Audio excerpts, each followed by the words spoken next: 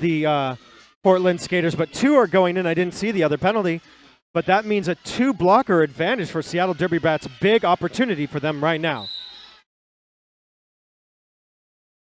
Oh, Rose Petals trying to take her to the inside. The forearm called on the SDB jammer. And that's how quick an opportunity can just fade away. B-Rex picking up that forearm, which means that Corky Daisy is out there as the lone jammer.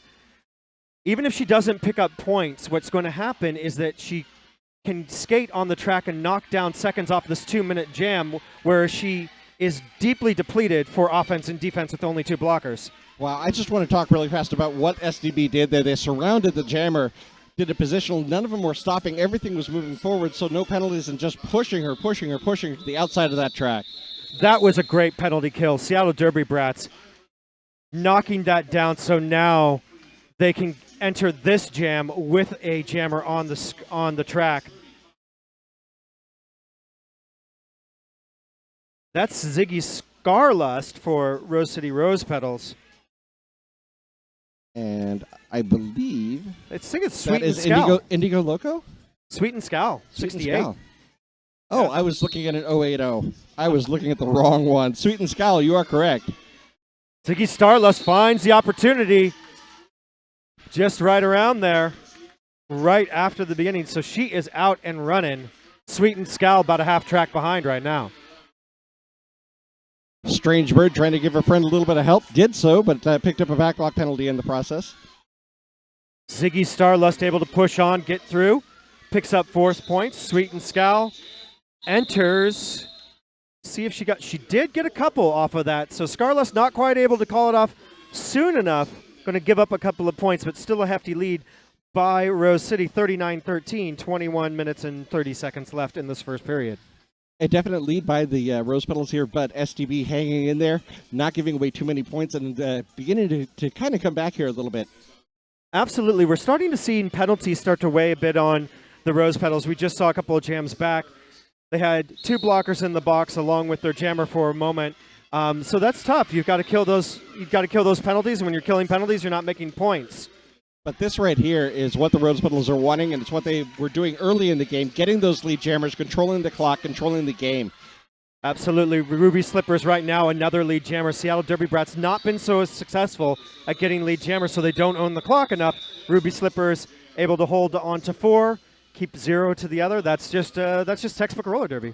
Looks like SDB actually picked up 1 point on that jam, so you didn't call it off quite soon enough. Perfect. Yeah, absolutely. You try to get it. You got to fight to that 4th whistle, and when you do, it does pay off. Sometimes that 1 point, that's the one that wins you at the end. Absolutely. I've seen it happen so many times. Now we got B equals MC squared out there for the Seattle Derby Brats. And that's Fast and Curious, number 7 for the Rose City Rose Petal. B equals MC squared, just going left and right and center, trying to find an opportunity. Little bit of chaos that Fast and Curious took advantage of. So she was able to come in right on that inside line, turn 1. Yeah, unfortunately, it looks like the Seattle Derby Brats started following their jammer a little bit, trying to give her a little bit of help, and left that inside line open. That is the double-edged sword of playing some actual offense, rather. Sometimes it works, sometimes it gives an opportunity for the opposing skater, and right now, big opportunity, 5 points so far for the Rose Petals. Donut mess with me on another scoring pass. That's a grand slam. Seattle Derby Brats defense right now just actually trying to find their feet. They seem a little bit taken by almost a woman on woman offense back there previous to this bifurcation. They just seem to be controlled by Portland. And now it looks like they're getting a little bit together. A recycle there, forcing a call off. Unfortunately, it looks as though there was no call off. Huh. I saw hands to hips. Apparently nobody else did. Phantom trying to slow down Fast and Curious, but doesn't quite make it. Another big jam, 14-0 for the Rose City Rose Petals. So the Rose Petals extending their lead. A little bit of confusion on the bench as they're looking at who to call. You were talking about penalty trouble. Now that That is penalty trouble. You've only got one blocker on the track for SDB along with their jammer. 3 blockers, 2 sitting, 1 standing. It's like we got eye brawl against Ferocious for the Stellas and the Rose Petals, respectively. Eye brawl pushing as hard as she can, but that is Ferocious. Ferocious ran into her own player to break through that wall. Kid Vicious was in her way, and she just kind of pushed her out of the way. That she did. They're both coming to the back of the pack now. A little bit of a scrum. Rose Petals recycled, looking for that inside line, still switching to the outside. 2 up front, calls the jam. She'll pick up 1 point, and 1 point for Seattle. Filipina Fire working with her defensive teammate there to close the door in the front, shutting down Ferocious, keeping her to just those couple of points. And now we got Sweet and Scowl out there for the Seattle Derby Brets with the star. And it looks like I'll see you later for the Rose City Rose Petals with the star on theirs. Both jammers backing up a little bit from the line, looking at each other, now looking at the line itself, trying to find a way through. Sweet and Scowl has a line up front, looking for that gap. Not able to find it. She'll have to reset, and Rose Petals take advantage. I'll see you later on the inside. Absolutely. Rose Petals really taking advantage of that inside line. If Seattle Derby Brats, if I were to give them some advice, be to lock down that inside. Seem to be able to getting screened out by the ladies in purple fairly easily so far. That's right, and it's looking like, especially on those corners, turn 1, turn 2. Turn 1 has been especially dangerous for them, that's for certain. So that's another 4-point jam for the Rose Petals, 63-15.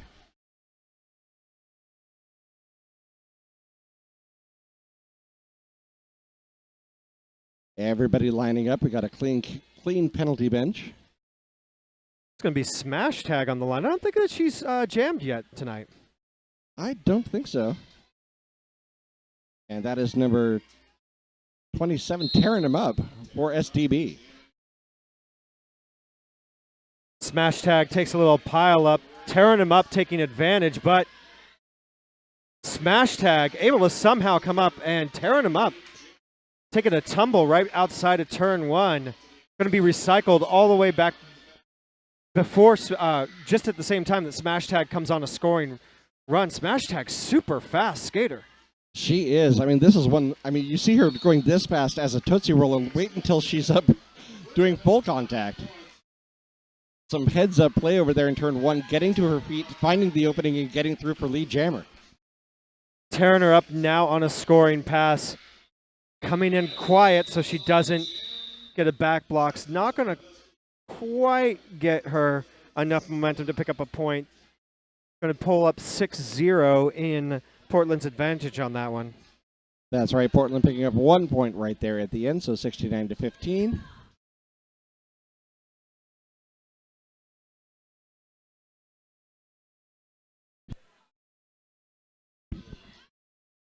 And that is Harmony Hazard on the track for Seattle Derby Brats. And I'll see you later, number 8 for Rose City Rose Petals.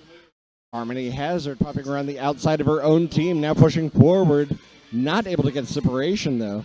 So, that is one thing I've seen the Rose Petals do a couple of times, staying on the jammer, switching things around, so they end up in front. And I'll see you later, able to get the separation of the pack and pick up lead jammer. I'll see you later, just coming skating around the track like the defense is frozen.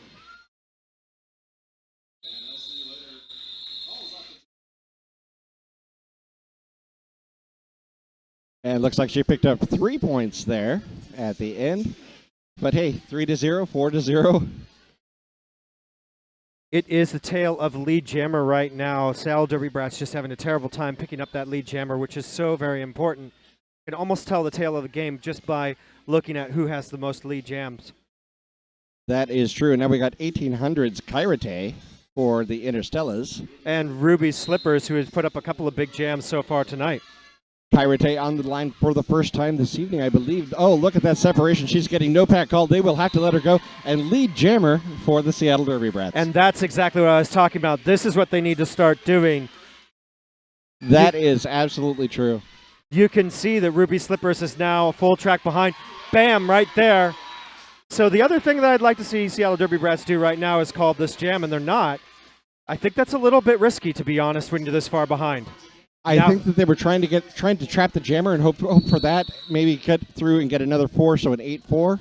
Oh, and that is a lucky break. I thought that that penalty was going to be on Kairate. Yeah, it was a multiplayer block, though. They were holding on to hands. Oh, no. It is. So it looks like we did get a hitting penalty. And this is why I think that it's bad to take those risks. I think you should play textbook derby at this when you're that far behind. You hit it, you quit it, you keep your 4 points. Now they're going to turn something that was a positive differential into something that's a negative differential. Absolutely, and because it's extended, you're getting penalties on the blockers too, so they end up getting their penalty count taken up. You're absolutely right. Get the 4, go home. Yep, this is a 4-0 jam that is now a 4-9 jam and is now going to be turned into a 4-14 jam. Coaches out there, watch what happened here. Do not repeat this mistake. Both jammers back on the track now, though. Kairate still able to push that wall. Some great leg strength on that girl. Absolutely. Ruby Slippers picking up another 5. 4 points up for Kairate. She had completed her initial pass before she was sent to the box. Absolutely. And she will pick up points, but I will be very surprised if the differential ends to the Seattle Derby Brats, and it's not gonna. Looks as though she got 4 points, all 4 points for the Stellas. So she was able to make up a little bit, but still 22-12. She lost 10 points. Well, and almost a full minute and a half. So time is not the Seattle Derby Brats' friend right now. One of the things that you got to look at is not only score, but how much time do you need to savor. You need to keep the sands up in your side of the hourglass, yes. Especially when you're behind. The opposing team they want to run out of time right now. If the game could end right now, they'd love it. Absolutely. That's why they want to get lead jammers so badly. They want to control the time, to control the clock. Hit it, quit it, get those 30-second count-offs. The more of those you can get, the better. But Strange Bird now out there for the Seattle Derby Brats picking up lead jammer status. And I think this is Strange Bird's first jam. Did a great job breaking through there. Quirky Daisy right behind her. Strange Bird puts up the 4. Let's see if she will. Nope, we're going to keep it going. Oh. But then Quirky Daisy was able to get the opportunity to get 2 points out of it. That she was. It looks as though a little bit of confusion over there on the coach's signals. Strange Bird called it off when it looked like they were signaling for one more pass. But they'll sort that out. SDB, though, a couple of jams in a row, sending out some heavy blockers out there as jammers, maybe looking for a little bit more strength. But now they've got number 2717. That is 217, actually, Eyebrawl. Against LCU later out there. Seattle Derby Brats starting to turn around this lead jammer thing. They just got to put that together along with just some really basic derby strategy, and they'll be doing a bit better. And looks like a forearm is going to be called on Eyebrawl, so big opportunity again for LCU later and the Rose City Rose Petals. Eyebrawl trying to push the pack forward, unfortunately was leaning on the skaters with her arms as opposed to using her shoulders. So 5-point pass for the Rose Petals. Every blocker on the track. Oh, right through the middle. LCU later. Absolutely. LCU later been a big score. You can see she's really, really solid on her skates. Not a lot of hesitation in the corners. Knows where she wants to be. Oh, yeah. Cut track. On the outside there, it looks as though she was stepping past some skaters, probably put her skate down out of bounds so she wouldn't feel the rope being crossed. That's all it takes. Eyebrawl taking advantage. So there's a little bit, I think, of a confusion about what just happened. And Eyebrawl, very smart skater, saw that confusion, just like blew on through. That was her initial pass. Now she's going in a scoring pass. SDB doing something you don't see a lot of here. Portland was set up. They were set up for the passive defense, but then they started to engage. Now everybody's skating around. You haven't seen this for a few years. No, I really love this forward skating. Where Seattle Derby Brats can help themselves out is that Portland is owning the front right now when the Seattle Derby Brats jammer is skating forward. When the Seattle Derby Brats jammer is coming to the back of the pack, they own the back. So they own each defensive position that you do not want them to own. That has to be broken up by the Derby Brats. That's right. It looks as though Portland kind of forcing Seattle to play their game a little bit. Absolutely, I think so. LCU later now back in, and she breaks on through. Eyebrawl doing so good with that initial pass has been left a little bit stymied on her scoring pass.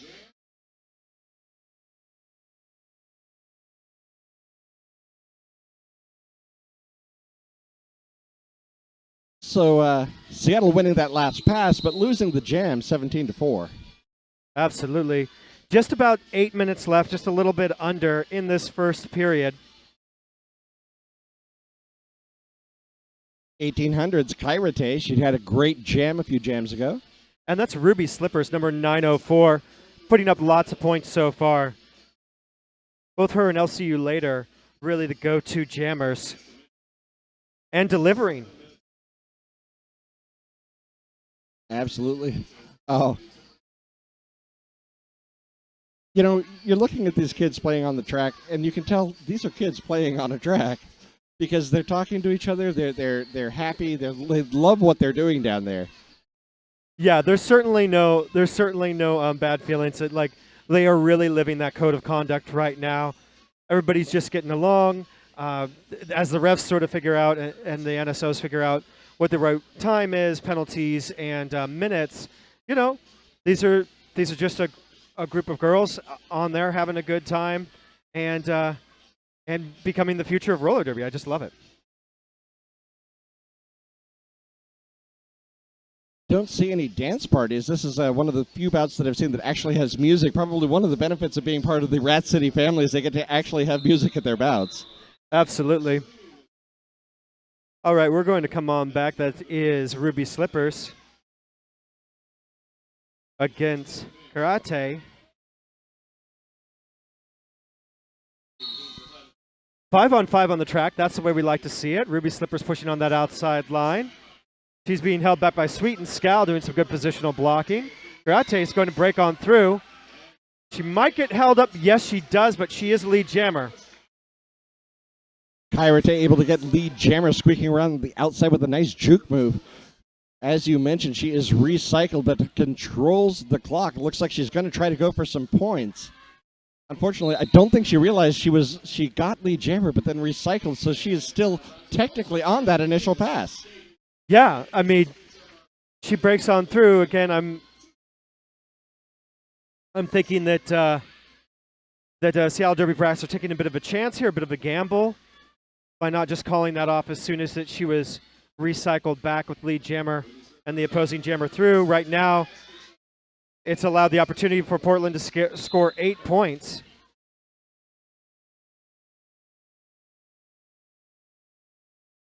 Pack a little bit thin right now for Portland. 2 blockers are now sent to the box. So maybe it will pay off. Karate is able to just scoot around that outside. Not a lot, but she did look like she did pick up a cut track. And did she pass the point of no return? She did. Yeah, so she'll have to go all the way around. Yeah, they're not going to let her. We're not going to let her slide on going past the point of no return. She did cross that line, so she's got to skate all the way around. That's going to bring her to the end of the jam. Well, it means a full power jam for the Portland Rosebuds. Yep. So she's going to sit down. So there's going to be about 7, 8 seconds on the board. The power start. The all to Portland. Ruby Slippers just gets to do what she wants right now. SDB now in penalty trouble. 2 blockers and the jammer in the track. But that last penalty, kind of necessary because it was part of the penalty kill. She got an out-of-play call, failure to reform. But that failure to reform was keeping the jammer on the outside of the track. Yeah. Sometimes when it rains, it pours. It does. So, timeout for Stellas. Looks like I have a little bit of a blurb here. Most of this is internal, but as part of tonight, they are raffling off some Comic-Con tickets, which means that we have a Comic-Con blurb. Emerald City Comic-Con is taking place in downtown Seattle, Thursday, April 7th to Sunday, April 10th. Don't miss your opportunity to go to the premier comic book and pop culture convention in the Northwest. Buy your tickets today at emeraldcitycomiccon.com. Emerald City Comic Con is always a really fun thing to go down to. Check out all the folks doing the cosplay. Folks doing the cosplay, see all the guests, get some cool swag. Absolutely, and the vendors, not to mention.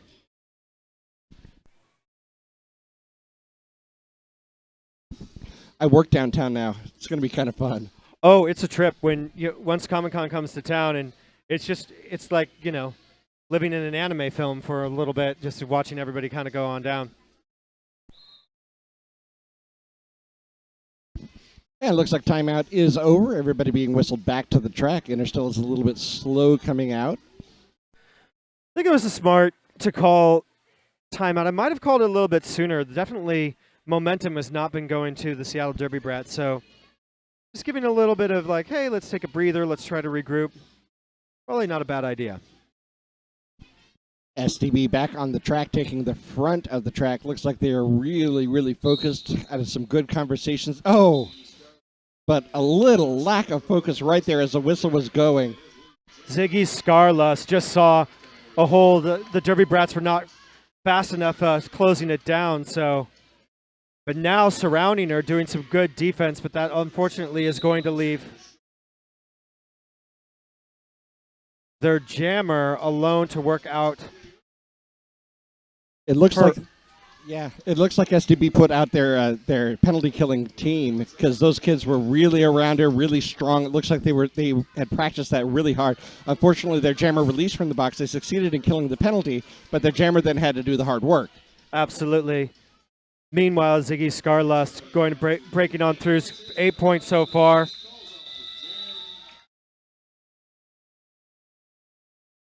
That's one thing that I'm seeing among some teams is they'll actually look to those really strong, powerful blockers and actually put out a penalty-killing team. And I'm really loving the strategy that's being built up around that. Yeah, I love that special team sort of mentality of like, hey, you're really good at shutting this down. Let's get like a special roster out there that's different from our normal roster. It's situational play, and that's what you need. I mean, honestly, I think the Derby Brats has needed a lot more of that in this first period. That they are, but one thing the Rosebuds are doing, you see it time and again. Lead jammer, lead jammer, lead jammer. Here it is, Fast and Curious. It seems to not matter very much who they put up. Fast and Curious jumping the apex. She'll run into her own player, so that's not going to get her a low block. Totally legal to hit your own player wherever you need to. Absolutely, and But the Rose Petals bench over there just went nuts when she jumped that apex. It was really fun. It wasn't for show.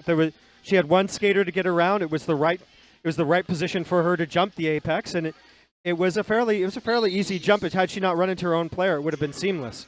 That it would. Naylor Swift now on the jammer line for SDB. Kid Vicious for Portland. Yes, indeed. Kid Vicious with that purple scarlet hair breaking on through. She's going to start to test that defense. And this is the thing. Right now Portland is sitting 152-40. That's a big, big lead. But they're still playing textbook derby. Kid Vicious could have seen if her defense was going to slow down Seattle Derby Brats, but she's not going to take the chance. She's going to keep the points and just keep herself at zero, keep everybody at zero. That she did. Point protection is the name of the game, as everybody knows here. 3 minutes left in the half, 152-40. I mean, they can afford to give up some points, but they're playing a game here. Absolutely. Tearing them up now out there for Derby Brats. I'll see you later for Portland. Tearing them up looking for the outside, but it is LCU later on the inside of the track. Once again, they're in turn one on the inside line. I know. I saw tearing her up see that outside line in between turns 1 and 2, and I was like, she's going to break it through, but LCU later had already solved the inside. But tearing her up, now LCU later not calling it off in time. So there's an advantage right there where it went to the Derby Brats. 4, hold it to 0. That's the way you need to be. Tearing them up, finding a gap right in the middle of the track. Nicely done. That was just a lot of power from tearing her up, seeing that center hole and just making it happen. Sweet and Scout now jamming for Seattle Derby Brats. And that'll be smash tag for the Rose Petals. Once again, a clear penalty box, 5-on-5 on the track. That is, as you know, how we want to see it. Smash tag pushing on the inside. Sweet and Scowl trying to find a gap, push the track forward. There we go. Once again, smash tag. Her size and advantage there gets lead jammer. Smash tag just making it past Bantam Phantom.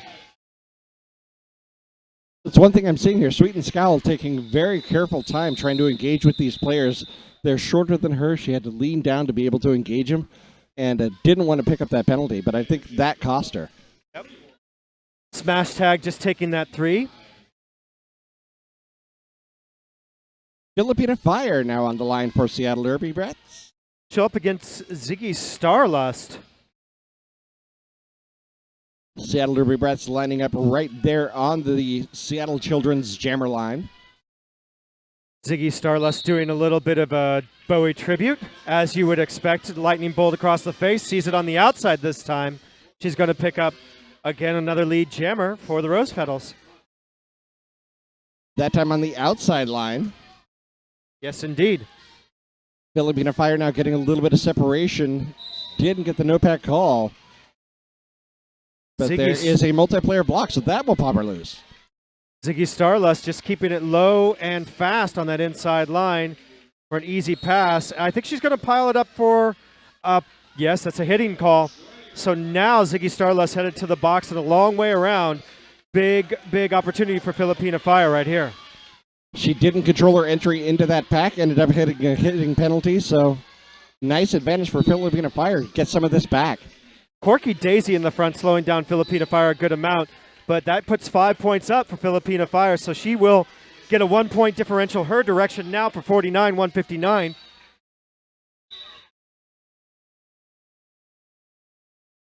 Looking to the inside of the track now, wants a little bit of help, calling for her teammates to get up there and mix it up. This is exactly what I'm talking about. Portland, when they need to be in the front, they're in the front. That's where they need to be right now. Seattle keeping the pack together. They're not giving their jammer a little bit of help, keeping those other two people back. So the no-pack call didn't happen. Ziggy Starlust now back in and making points, 4 points for herself. So only about 2 points behind. She did pick up points the beginning, but now she's going to switch that differential to her direction. 4 points in the sky for Ziggy Starlust. Now 12-10, taking the lead on the jam again. Filipina Fire having a tough time solving those two Portland blockers in the front and Filipina Fire, yes, Filipina Fire is picking up the forearm as she tried to get on through. Or, sorry, T-Rex, did we have a... Looks like we had a star yes. pass that we missed. Absolutely.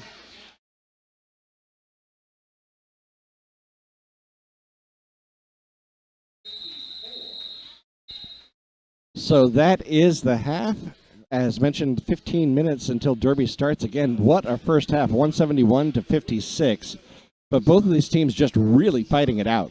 Absolutely. What we're seeing here, as you said before, is there is a lot of work going on for Portland to pick up those lead jammers, and that's certainly serving them well. Seattle Derby Brats need to get more of that, but even when they're not lead jammer, they need to clamp down on their textbook derby, call things off a little bit, probably more appropriately, and start to save some of those points and some of those time. Time's going to be very important to them in this second half of 30 minutes because that's all you get. That is absolutely true. And I'm sure what we've seen, the coaches have seen, they're going to head to the locker rooms and talk that out. We'll see you back here in about 14 minutes.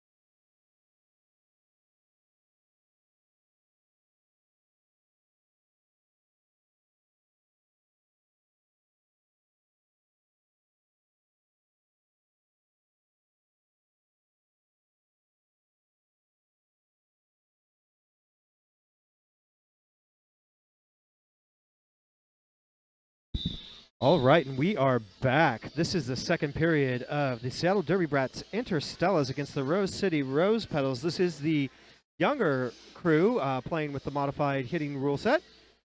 That they are the level 2 kids, usually between the ages of about 8 and 13.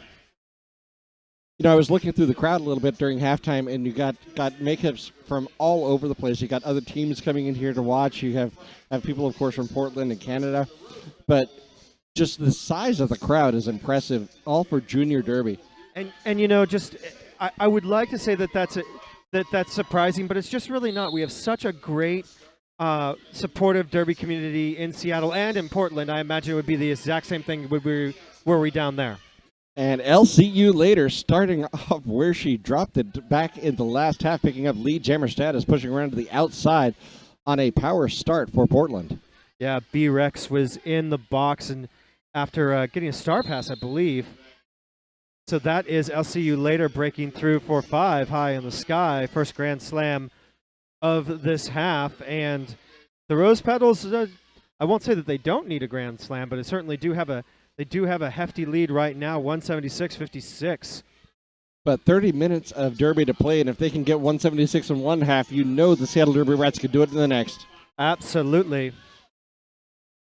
They're going to start to do that, try to do that right now. B-Rex pressing on that defense. Very close to getting a forearm penalty there, but kept it just off. Just counting it 1 second, 1 second, 1 second. Absolutely.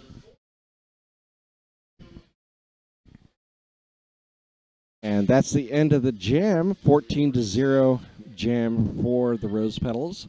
One of the things that has plagued the Seattle Derby Brats and Stellas so far is not getting lead jammer. Of course, with the power start, it's really unlikely that you would get lead jammer. So now's really the first opportunity they could start to turn that around, start putting the L's up in the sky. They could, and they gave it to a strange bird who got it last time. And it looks as though they have... Oh, they let her on the track. We had one Seattle Derby Brat in, and it looks as though she came in behind the jammer line, but they're letting her stay on the track, but in the penalty box. Strange bird finally breaking through, but Ruby Slippers is on a scoring pass already.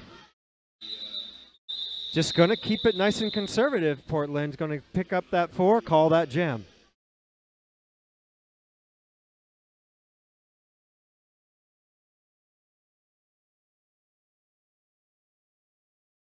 So one blocker in the box for Seattle as they pick up this second jam of the second half. And looks like we have Naylor Swift on the line for Seattle. And Corky Daisy, number 128, for the Rose Petals. Grunge versus country. Absolutely. Oh, Naylor Swift almost had it on the outside, pushed out, but it is Corky Daisy popping up like a daisy for lead jammer status. Naylor Swift able to break on through right there. Just getting around Ferocious. But Corky Daisy is going to roll it and gets the signal from her coaching staff, who continues to play conservative, taking that 4 points, calling that jam. That she did. Her teammates able to keep the pack going just fast enough, so Naylor Swift, yes, not able to catch up and score any points. Seattle handing off the start to tearing him up now. She'll be up against Smash Tag. Switching off now, Portland with one blocker in the box. And a little bit of a pile-up, courtesy some issues, and it looks like Bad Juju's having a skate problem. She lost her skate in that pile-up. And she lost it with the laces laced, which makes it that much harder to get back on. That it does. Guiding her off the track and out of the ref lane. She'll have to get her skate back on, but that's effectively a penalty. They're down a blocker. Absolutely. Smash Tag taking advantage right now is slightly diminished defense, making it look like a skating class. She's going to take a little stumble coming out. B-Rex alertly recycling or forcing her to stay off the track for a little while. Oh, that was very close to a back block there.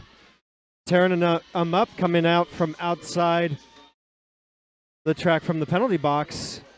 Now starting to engage the pack again, but meanwhile, Smash Tag's already put up 14, heading for more, and makes it look easy on that inside line that the Portland just seems to have owned. If it was Monopoly, they would have bought inside line avenue. Tearing him up, passed off the start to Kayarate.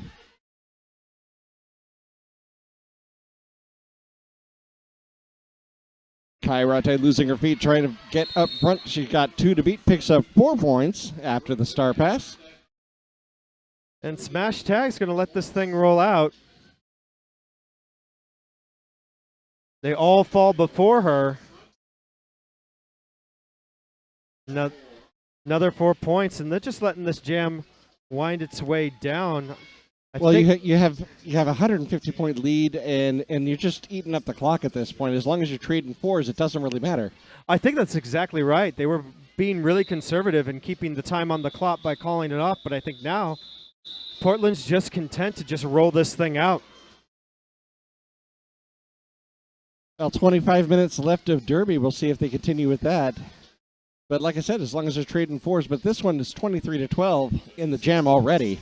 Yeah, I mean, I think they're almost at the point of the mind that you don't even have to be trading fours as long as if you're ahead, yeah, just make it happen.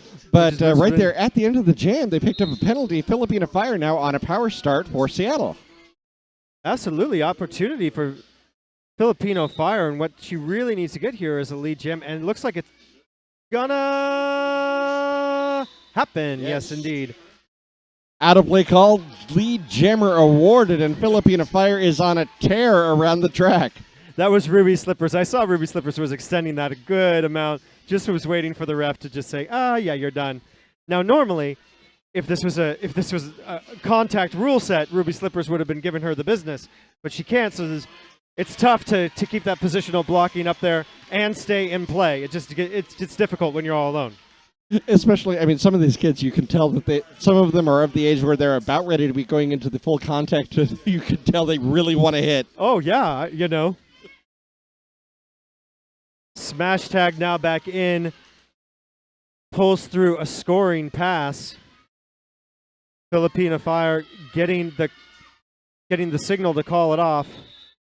But it doesn't look like she did it in time, if I'm correct. No, it looks like 3 points, or 2 points either, awarded for the Rose Petals. Yeah. And that'll win the jam for Portland 6-5. Now, passing off to Sweet and Scowl for Seattle. I'll see you later. Oh, that's the jammer. Yes, indeed. Oh, no, sorry. I have that wrong. It's Ferocious. Ferocious. Oh, nicely done on the inside. Sweet and Scowl keeping her feet and picking up lead jammer status, shrugging off the rest of the team, but it is a foot race around the track. Oh, I love these skate races. Look at both jammers just foot to toe. Slowing it down as they come into the pack because they can't hit. But up front, it is Sweet and Scowl. She's only got 2 to beat. No pack called. They have to let her go. There's 4 points on the board for Seattle. Ziggy Starlust had to let her go.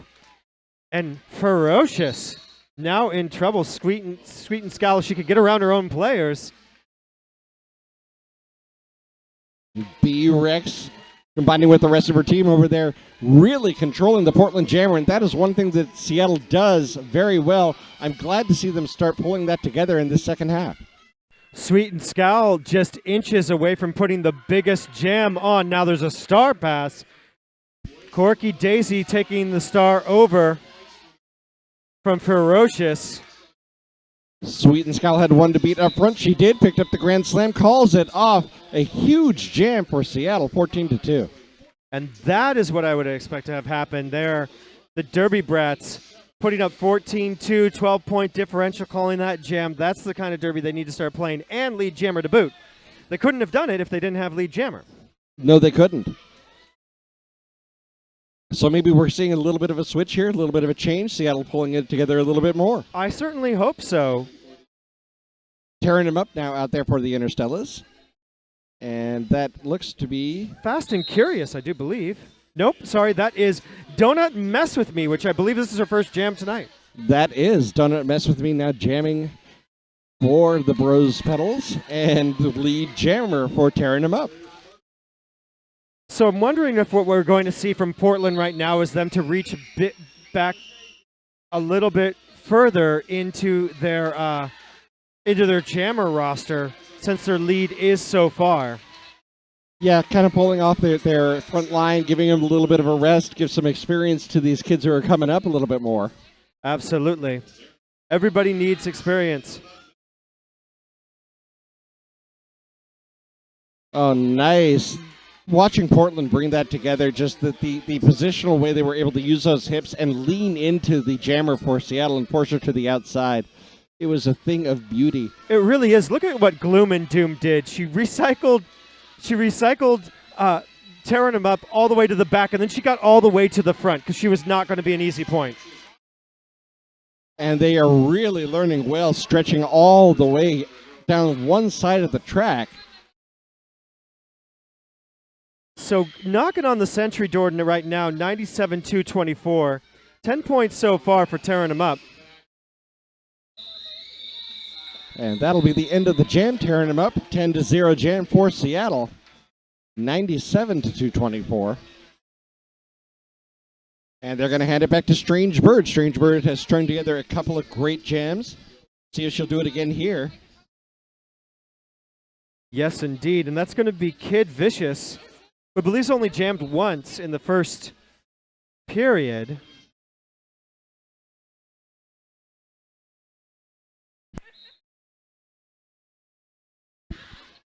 Again, we have 5-on-5 in the track. That's the way that we like to see Derby. Strange Bird sees an opportunity. She's going to pick up that lead jammer. Kid Vicious going to have a little bit of trouble. She's stuck behind. Strange Bird really creating that opportunity. Sheer force of will and shoulders separating those two skaters and stepping on through. Cuban Missile Crisis doing a great work for Seattle Derby Brats in their front with that positional blocking against Kid Vicious. And now Kid Vicious is going to pick up a hit penalty. So now Strange Bird on a very strange trip around the track, picking up. I'm not sure if that was a hitting penalty. Misconduct used to be the signal for that they would use for hitting, but misconduct being signaled by the ref here. Yeah, it's an interesting one. I thought it could have been a hit. I thought it could have been a black block, to be honest. But you know, up at this vantage point, it's not always as easy to see what happens when he packs up over there in turn 3. Strange Bird leaving it with 10, cracking that century mark, 107-224. 17 minutes and 20 seconds left in the game, and we're going to start with a power start for Seattle Derby Brats. And they're going to give that to Naylor Swift. Awesome. Naylor Swift with an advantage in the pack for people on the track to 3 for Portland. And they are really mixing it up. You can tell they're screening right from the start. Yeah, they have got and it worked. Oh, so close. Naylor Swift almost made it happen. Look at, again, Portland. Recycle all the way. Naylor Swift on the inside. She's taking a page out of Portland's book right there. Oh, high block. High block called on Naylor Swift. Little bit of contact to the head of one of her opponents as she is making her way through. Now Kid Vicious back on the track, and how quickly fortunes can turn. I know. I didn't see the high block myself. I'm not disputing it by any means, but it was just super unfortunate. Naylor Swift just saw that opportunity and just really was on her way to making that thing happen. And, you know, like you say, fortune can turn just very, very quickly and on the edge of a penalty.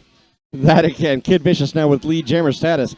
Push to the inside. Seattle Derby Rats really locking it down now. Portland had a little bit of trouble with penalties. Now they're getting some skaters back on the track, able to mix it up a little bit more. Kid Vicious having some trouble up front. The blocker core for Seattle really swarming, waterfalling hit after hit. Although, it's not really hitting, it's just contact and lean, contact and lean. Absolutely, but they killed that penalty enough for Naylor Swift to get back up and put the pressure on. It's going to have to make Kid Vicious call it off. Could have been a really, really tough jam for Seattle Derby Brats, but at the end, just 4 points.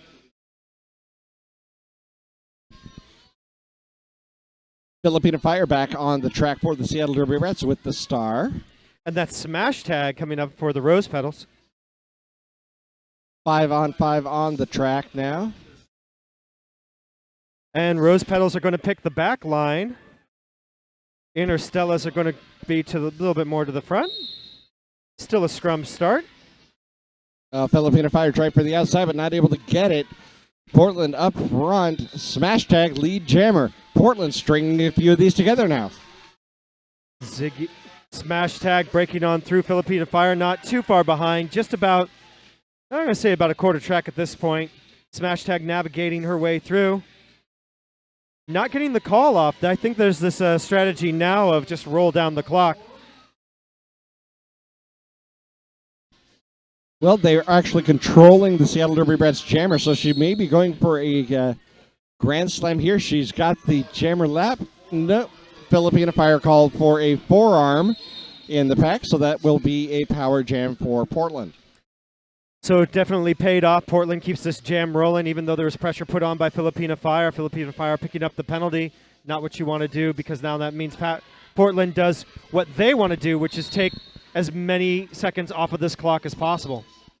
And one of the most effective ways to do that is that passive defense. Jammer will engage, has to do the heavy lifting,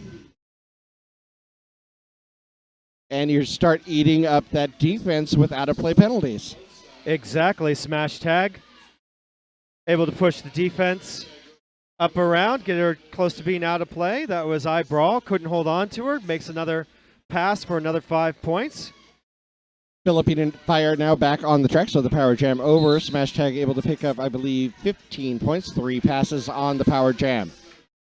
Eye brawl falls in front of smash tags. That's going to pick her up a low block penalty. Doesn't matter if you were trying to trip, as long as you fall in front and person hits you with their lower legs, that's going to be a low block on you. Just about every kind of derby I can think of. Yeah. Pretty much. Smash tag calls off the jam. 113-252 now. 25-point jam for the Rose Petals. 13 minutes left in the game. And Strange Bird, the jammer for Seattle. It's going to be I'll see you later for the Rose Petals. Interstellas, rather, 3 blockers on the track. Rose Petals got 4, so Strange Bird's going to have a little bit of work. If I do the math, it brings us to about, if Portland continues to own these jams, it's going to be about 6 jams. You could probably get about 10 in if you hit it and quit it, but at this point you need big points, so which means big jams. And this could be one of them. I'll see you later. Cut track penalty going to the box. Strange Bird doing the thing that Strange Bird does, which is pick up a grand slam. Strange Bird, strong, powerful jammer. She's the one you want out there right now. 5-0 so far on the power jam. Engaging over there in turn 3. So important that Seattle Derby Brats own the clock every single one of these jams if they want any chance of getting through. They own it now. Strange Bird just trying to navigate, and Portland doing a good job at point protection right now.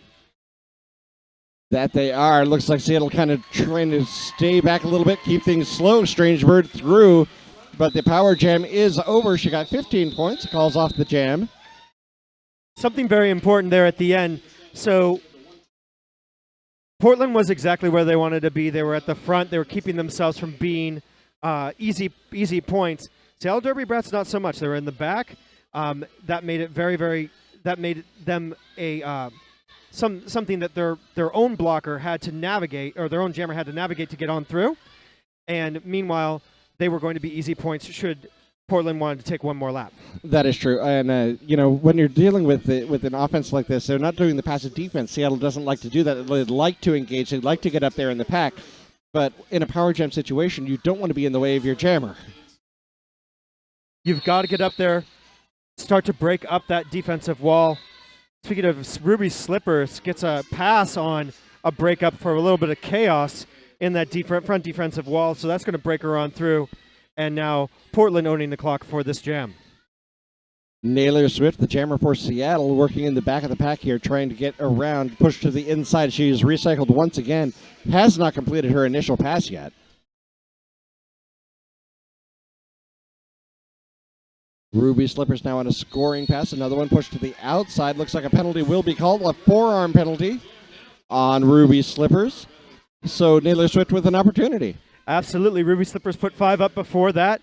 She probably got a couple more points before she headed to the box. We'll see those points after she is released from the box. But Naylor Swift's got 5 to get on the board, and then she can start to put points in the positive direction. Those 5 are going to happen. Yes, that was a cut track. That was a cut track, yeah. Yeah, unfortunately, she stepped out of bounds, so she was headed around the inside of the pack. So a penalty for Naylor Swift, and that will be a jammer swap out, or do-si-do, or whatever you want to call it. And it's going to be a pretty long penalty for Naylor Swift because Ruby Slippers was standing, which means that she had less than 10 seconds left on her penalty. Oh, yeah. She entered a little too soon. She was trying to come in behind the pack. Unfortunately, Jabber Clock said, no, you came in too soon. Head back to the box. So that is an illegal procedure. That is.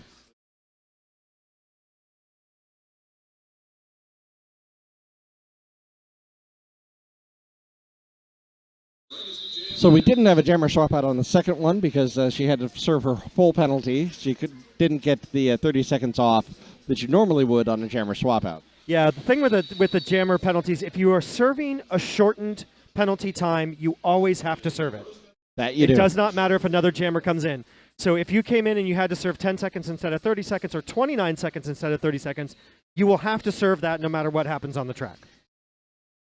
That is, in fact, the case. And it looks like we have, I believe, what's going to be an official review. We have coaches and captains on the track. And I think it's probably, if I'm going to make a guess, it's probably going to be that illegal procedure. That, if I were a coach, I probably would challenge that too. The pack was over there just after turn 3, not quite to mid track, and she came in here over here in turn 4. So I don't know if I would have made that call, but I'm not a ref. Absolutely. So the refs are gonna get together. They're going to have a little safari in the middle.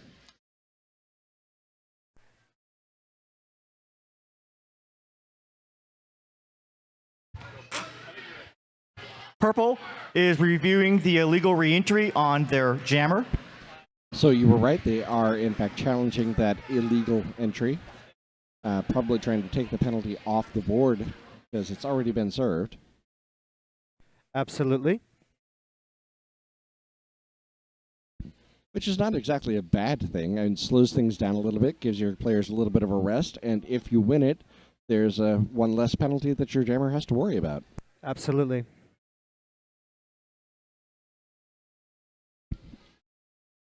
So it looks like the review is about to be over. I want to give a shout out to all of our medics. Seattle Derby Rats, of course, partnered with the Seattle Children's Hospital, the Sports Medicine Clinic, keeping the Seattle Derby Rats rolling. Upon and review, providing all of our EMTs tonight. the call will stand. The illegal reentry call will stand on the purple jammer for entering the pack within 20 feet. Thank you. And that's what it was, within 20 feet, so the call will stand. Jabber Clock very alertly. These refs really know how to eyeball that 20 feet. Still sitting at 1:23:258. 8 minutes and 50 seconds left in the game. Seattle with the power start. Portland Jammer sitting in the box, and that will hand it to Sweet and Scowl. Or rather, tearing him up, my apologies, not Sweet and Scowl. And everybody piled up on the line right now. Sweet and Scowl looking for Karate to give her a little bit of love. Does. Goes to the outside. Nice start from Sweet and Scowl, getting around within just about 9 seconds on turn 1. That's the way you want to do it. That is, and unfortunately, I got it wrong on first, and I think you picked that up. It's tearing them up, jamming Sorry, for tearing Seattle. her up. Thank you so much. Appreciate it. Yeah, I did pick it up. I even heard you correct it, and I still kept it in my mind. Tearing them up, lead jammer Ruby Slippers out of the penalty box, completing the initial pass. Both jammers rushing for the back of the pack. Tearing them up into the pack, but now they are trading force. Ruby Slippers got out first, tearing him up. Will call off the jam. She, of course, is slightly ahead, so a 9-4 win. But that 4 points, and you got 5 on it. You've only got 8 minutes to go. 132-262. We got about 4 jams left, depending on what happens. I'm going to say it's probably going to be closer to 6. That is probable. Filipino Fire now on the track for Seattle, and that is number 122, Square Knot. Yeah, I do believe that Portland is starting to reach back into that jammer lineup. They have enough of a lead. Math is deeply on their sides, 130-point differential with only a potential of about 6 jams left. That's a lot. That is, and I saw a 40-point jam last week, but I don't think they're all going to be 40-point jams to here. Yeah, at 40-point jams, you could get there. You could. Square Knot, nice agility through the pack. Saw just at the beginning there, dodging the Seattle Derby Brats left and right. Lead jammer picked up a few points, 4-0. Nicely done by Square Knot. Clock keeps on ticking. 6 minutes, 45 seconds left in the game. 132-266. And now that is Sweet and Scowl. Yes, it certainly is. Sweet and Scowl on the track for the Seattle Derby Brats. Fast and Curious for the Rose Petals. Fast and Curious, another jammer that is somewhat new to the jammer rotation. Sweet and Scowl engaging right in the center of the track. Getting in the way. Nicely done by Sweet and Scowl. A little bit of positional blocking herself, allowing her to get the lead jammer status in front of Fast and Curious. Look at this right now. Sweet and Scowl with really long legs. Fast and Curious, not so much, but sticking right with her and surpassing her. That is a fast skater. And that was an invisibility cloak pass right there. It certainly was. Sweet and Scowl through the pack, able to get through, pick up her 4 points, but Fast and Curious through with another 4. Fast and Curious with the lead, 8-4 right now. Sweet and Scowl in the pack, looking to pick up another 4, but Sweet and Scowl also on a scoring pass. Fast and Curious certainly with a great future in jamming, should that be what she wants to do. Tons of speed and just really good agility on that skater. Fast and Curious finally calls off the jam, so 9-4 win for the Rose Petals there. Probably should have called it off about a lap earlier. Absolutely. About 5 minutes left here. And that will be Kairate jamming for the Stellas. Against Ruby Slippers for the Rose Petals. Whistle blows, advantage to the Seattle Derby Rats in the pack. We'll see how that goes. Oh, wow. Ruby Slippers on the inside line, pushing right on through lead jammer Portland. So now that Portland has a lead jammer, we'll see if they actually end up calling this jam. If I'm Portland right now, I just roll this out. That is exactly what I would do. Just roll on, protect the clock, and if necessary, right towards the end, get in victory position and let the clock wind down. Yep, you own the jam. This is 2 jams in since I thought it was going to be 6, but now you can make it just 3 potential jams more, which would make a potential of 5 total. And that'll be a 5-point pass, a grand slam for Portland. Ruby Slippers getting the jammer lap point. Going to put on the brakes to avoid that hitting call. Cuban Missile Crisis. Unfortunately, she came in, did not pay attention there to Cuban Missile Crisis, who was stretching it out and got the cut track penalty. So Kairate with an opportunity to at least win the jam.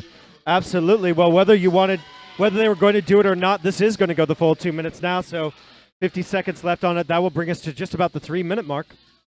9-9 so far in the jam. Kairate with a 5-point pass. Getting a nice screen from her friends there in the pack. Unfortunately, a back block penalty call, so that will thin things out for Seattle. Kairate up in front, 5-point pass. Kairate now exceeding by that 5 points, the differential 14-9. And brings Seattle to 150 points. Ruby Slippers re-engaging. Her penalty is served. Power Jam is over. Kairate picking up another 4 points, so they're trading 4s. Ruby Slippers trying to bring the points back to her side. She does it. See if she does it. Not quite. Going to end up with 18-14, I believe. 18-14. Ruby Slippers picking up 1 point as the whistle was blowing. Nice effort on her part. And now it looks like we're going to have Strange Bird on the line again for Seattle. And a very dancy Ziggy Scarlust. With a name like Ziggy Scarlust, you got to be dancing. You got to dance. Ziggy Scarless engaging on the outside. Strange Bird on the inside. Pushed up to the inside there by Smash Tag. Smash Tag. And now Portland in the back slowing them down. Ziggy Scarlust is going to pick up an elbow, and then she's going to head to the box. So looks like the forearm call. So this means, and she got it before the lead was assigned, so Strange Bird picks up the lead. That's what the Derby Brats need. They can now make this what was going to be 1 jam, 2 or potentially 3 jams. Smash Tag trying to engage Strange Bird there as the last line of defense. Strange Bird powering through. Now she's just skating around, sizing up the competition, looking for those holes, engaging the pack here on her scoring pass, her third scoring pass here, I believe, of the Power Jam. Portland going pretty slow, which is a bit unexpected. You would expect them to be running this a little bit more, but they were able to get Strange Bird out and recycle her back. Power Jam is over, so they're able to kill that on 2 passes. Strange Bird now trying to find a way through. Oh, almost did. No penalty called. I'm surprised by that. Yeah, there's a bit of a pile up there where it seemed like everybody was sort of affected. I think the refs were like, you all kind of already paid the penalty. A little bit, yeah. It's just a guess. Well, with the rest, it's all about impact. And if everybody did a penalty and everybody had an impact, why send everybody to the box? That's kind of how I felt about that. Yeah, you're exactly right. We're down to about 40 seconds left here in the game. The game clock at 40 seconds right that second when I said it.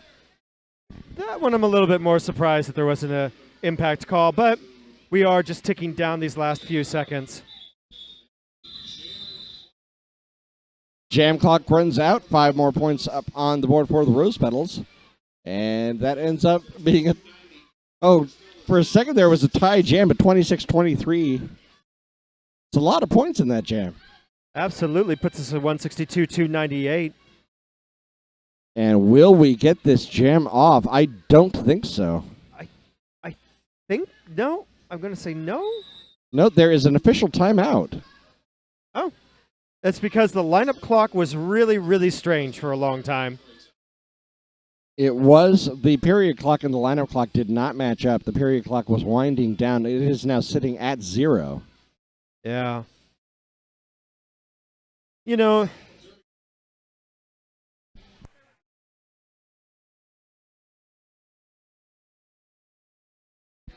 so if I'm the refs right now, I just let them skate this last jam. Yeah, why not? Yeah. The one more jam call will win out. You at home start chanting one more jam. I'm sure the refs will hear you. Do it now.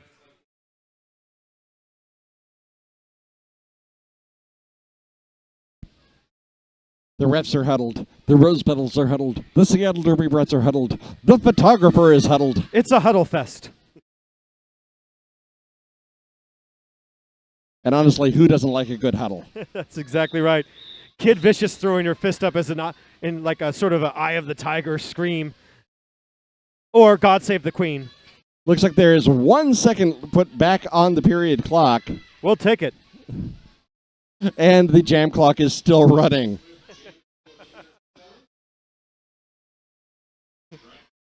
You get a jam, and you get a jam, and you get a jam. Everybody gets a jam. Look under your couches, your chairs, whatever you're sitting on, you get a jam. But lead jammer is given to the Rosebuds. I think that's Dragon Slayer. Yeah, it is. It is Dragon Slayer.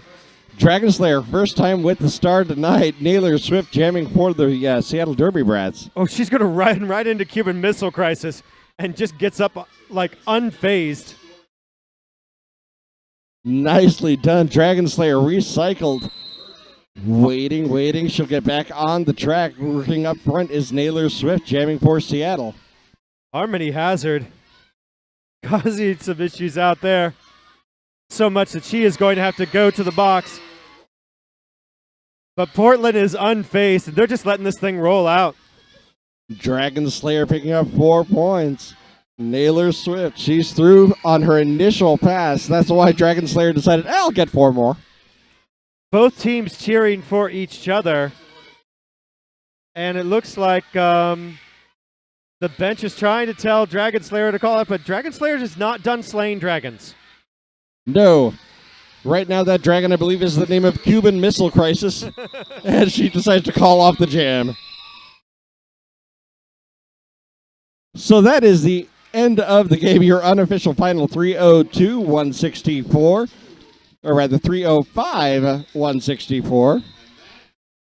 Things may change, but I think that one thing will be clear is that at the end of this, the Rose City Rose Petals will remain victorious. Unless there is a 200-point error in the last jam.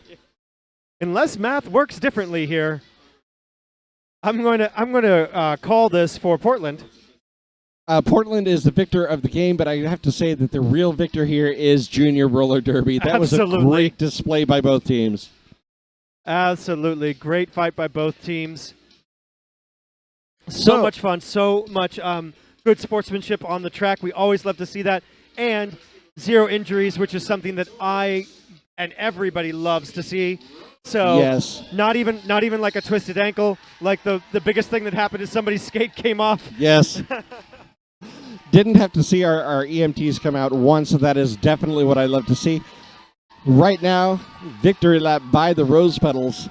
And coming up here in just a few minutes, we're going to have NWO Honey Badgers out of Canada skating against the Ultraviolets from Seattle Derby Brats. Ultraviolets, the level 3 team for Seattle Derby Brats. Of course, feeding into the Galaxy Girls program. And that is going to be fun. It's time to bring on the hits in just about 15 minutes, I would imagine. Absolutely. We hope you're having a great time here. Once again, we are live streaming from the Rat's Nest, home of Rat City Roller Girls in Seattle, Washington. Well, Shoreline, but it is super close to Seattle. And we are so happy to have you on the stream. So go ahead and get yourself some nachos. Get yourself the drink of your choice, whether that be a soda or a frosty beverage, and be back here in about just 15 minutes.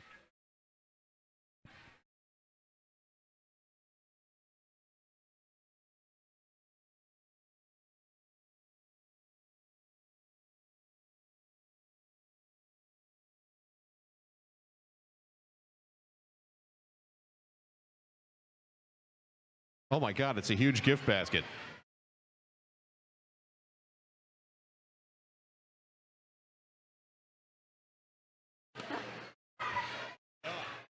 Right here, so you don't have to go anywhere. I'm just standing. Go to the guy with the microphone.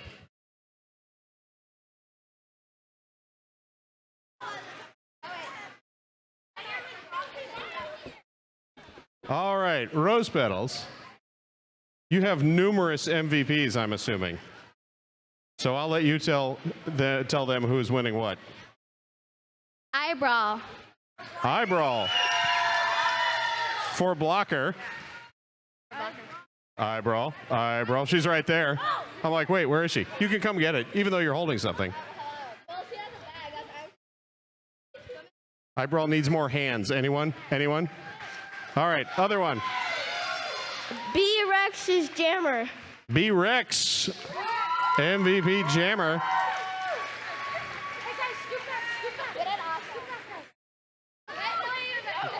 Don't forget your plaque. And everybody else gets a gift basket.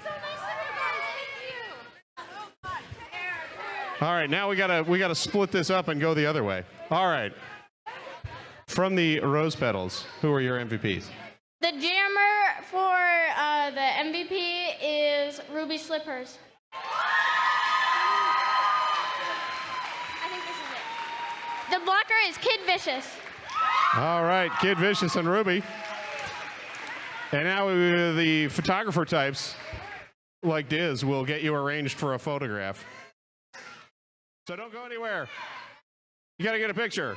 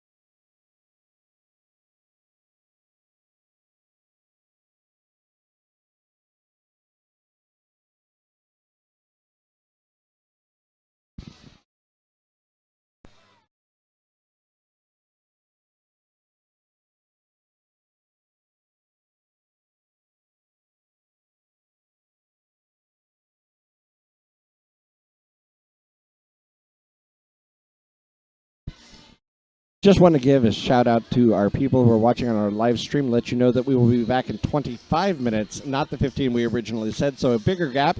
Allow the teams time to warm up, get ready to go. So we'll see you in about half an hour.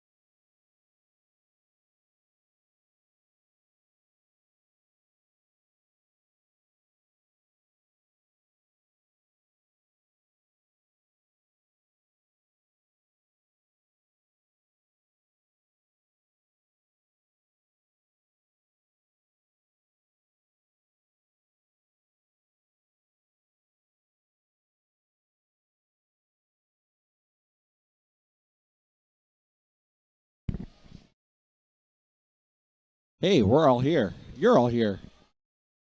And we're excited to have you here. Now we are back at the Rat's Nest in lovely Shoreline, Washington, where the second game tonight in our doubleheader will be the Seattle Derby Brats Ultraviolets taking on New World Order, or NWO, Honey Badgers from the Canadas.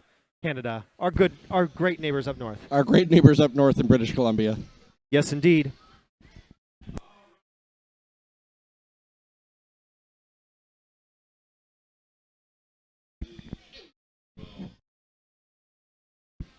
Little out of breath, had pizza and climbed stairs.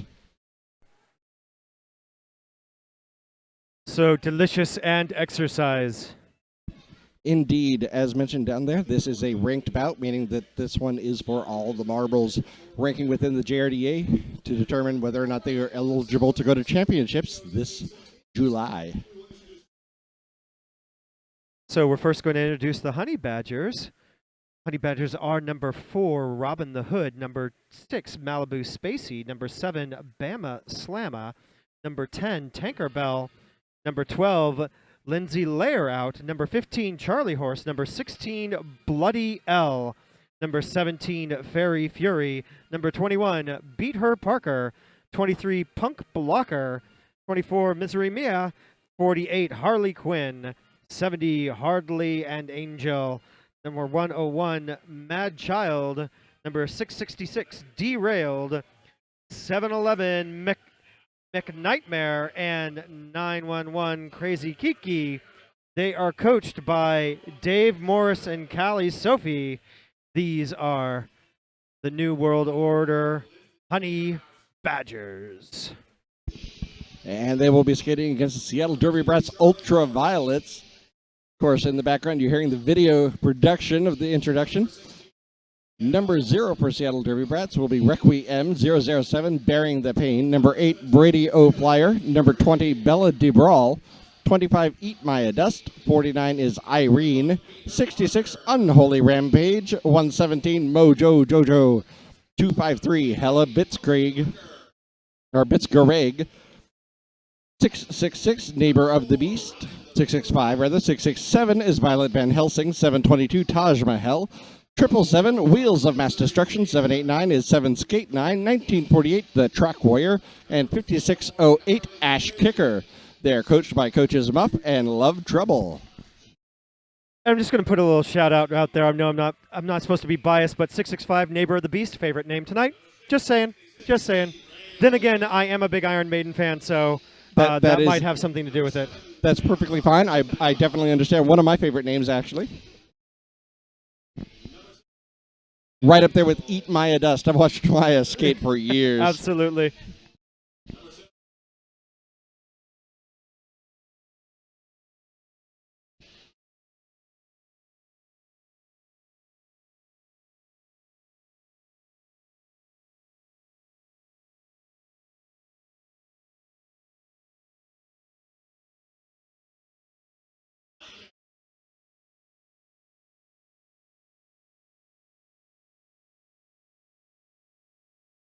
So in case you tuned into the first game, we are now on non-modified rules. These are the same rule set that the WFTDA adults play with. That is correct. Very, very slight modifications. It's all in the addendum, but it's pretty much whipped into rules at this level. Exactly. We're introducing the SDB Ultraviolets right now. So you will see a lot less positional blocking and more hitting, obviously. That's true. You won't see the hitting penalty called. There will be penalties when hits happen, but they won't be for hitting.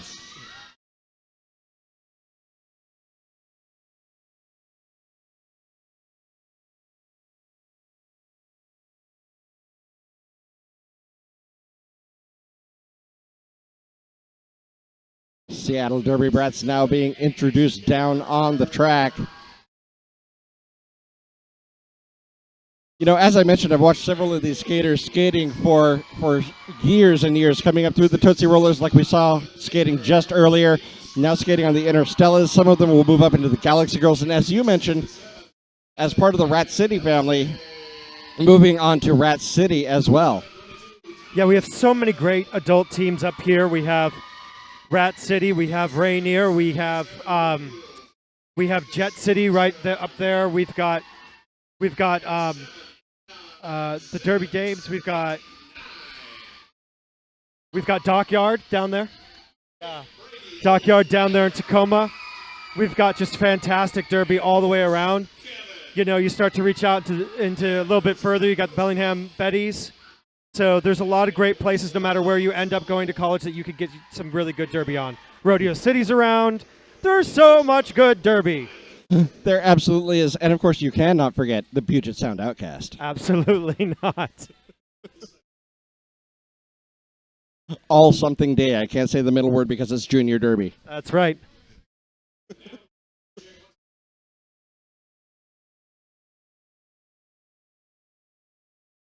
And Tilted Thunder. I actually saw some skaters from up here skating down south. RDCL put on a big trick event. Yeah. And GRDA sent some all-stars, including some Northwest skaters. Yeah, Tilted Thunder is now making their home at the Monroe Fairgrounds up there north. And that's got to be a pretty cool venue for them. It's a little bit of a stretch, but I know they were looking for a place, like a permanent place where they can keep their track and have that be there, and seems to be working out pretty well. That it does. And, you know, it's just a testament to how much growth there is in roller derby and how much awesome these kids have to look forward to.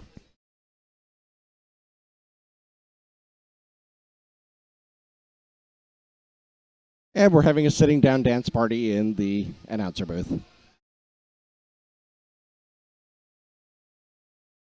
Folks dancing to Gone Daddy Gone, just to prove that all the good music has already happened. No offense to anybody out there with a band. I'm sorry, you've got some catching up to do. You can make an album as good as Violent Femmes. I will be so happy to listen to it.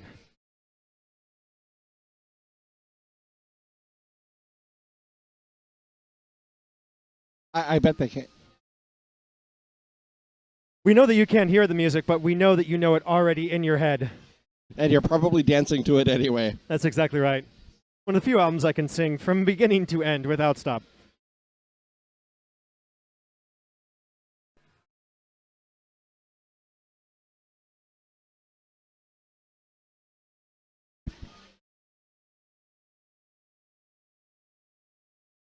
So we have skaters coming to the track, slowly but surely. And it looks like we have one more with an equipment problem. So send a different blocker, whistle blows. It's time to start some roller derby. Oh, now we got 5-on-5 on the track. Looks like we're going to start with Bella DeBrawl and Mick Nightmare. Bella DeBraw for Seattle, Mick Nightmare for Rose City. Or not Rose City, sorry, that was the last game. This is NWO. My apologies. That's why they pay me so much monies. Daddy-O gets all the monies.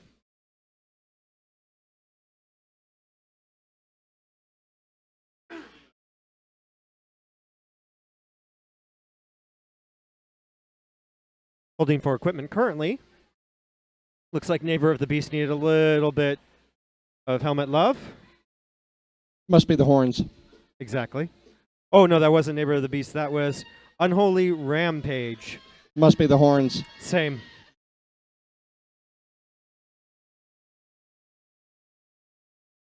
Okay, now we have all the refs on the track, everybody in position, hand in the air, and there's the whistle. This game is on. Bella DeBrawl engaging the back of the pack. NWO. No, and a back block called very quickly. Mick Nightmare off the track and heading for the penalty box. Yeah, that was, you know, that's a pretty tight back block call. I'm not sure that I saw so much of impact as the ref did, but we'll count on it. They're playing it really, really close and really, really strict right now. So if that's the way that the rest of the penalties go, it's going to be a very interesting game. Well, you know, this is a sanctioned game. Refs have to call a little bit tighter. Yep.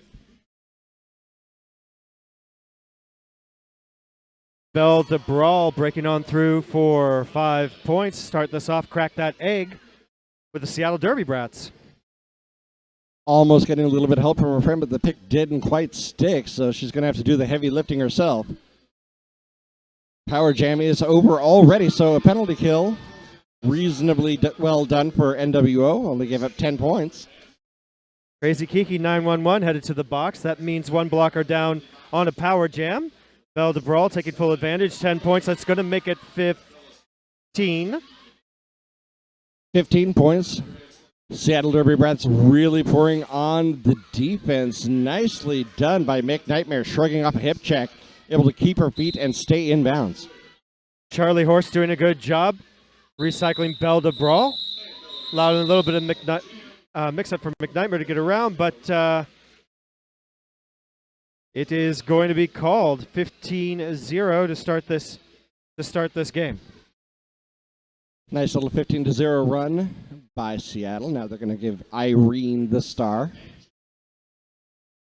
And that's going to be number 101, Mad Child. 2 blocker advantage right now, 2 of the NWO Honey Badgers sitting in the box. Looks as though they're starting out in a nice position to be able to throw some defense, and they do. Honey Badgers pushing her to the inside. Already a recycled D bloody L. Nicely done. Irene breaking on through. Irene's going to have to do a little bit of fix for her knee pad. Looks as though she broke a strap, so that's going to cause a little bit of a distraction, but not much as she is through for a 4-point pass. Yeah, I believe as long as the knee pad stays on her, she's good to go. Ref certainly allowing her to continue to skate, which makes sense. Mad Child breaks on through. That was her initial pass. Initial pass complete, but that is a scoring pass now for Irene. Second scoring pass. And she will call it off. Got the lead on the jam 8-4, but allowed that 4 points at the end. She probably should have called that one off. Absolutely. NWO Honey Badgers putting the first score on the board during this game.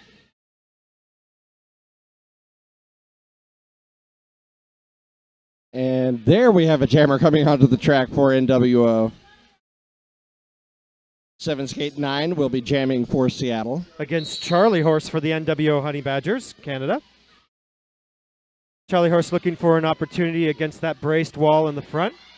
7 Skate Nice gets the opportunity around the braced wall, effectively acting as a screen.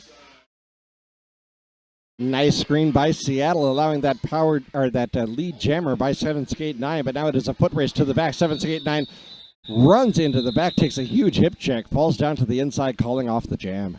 And I think that 7 Skate 9 is going to pick up a penalty. Yeah, she's going to get a low block penalty. So this is a power start for the NWO Honey Badgers. You know, she's lucky they let her call off the jam with the penalty being called. I think that she had called off the jam as she was coming in, so they had started the whistle, and then she had got the low block afterwards. But yes, it was very, very close.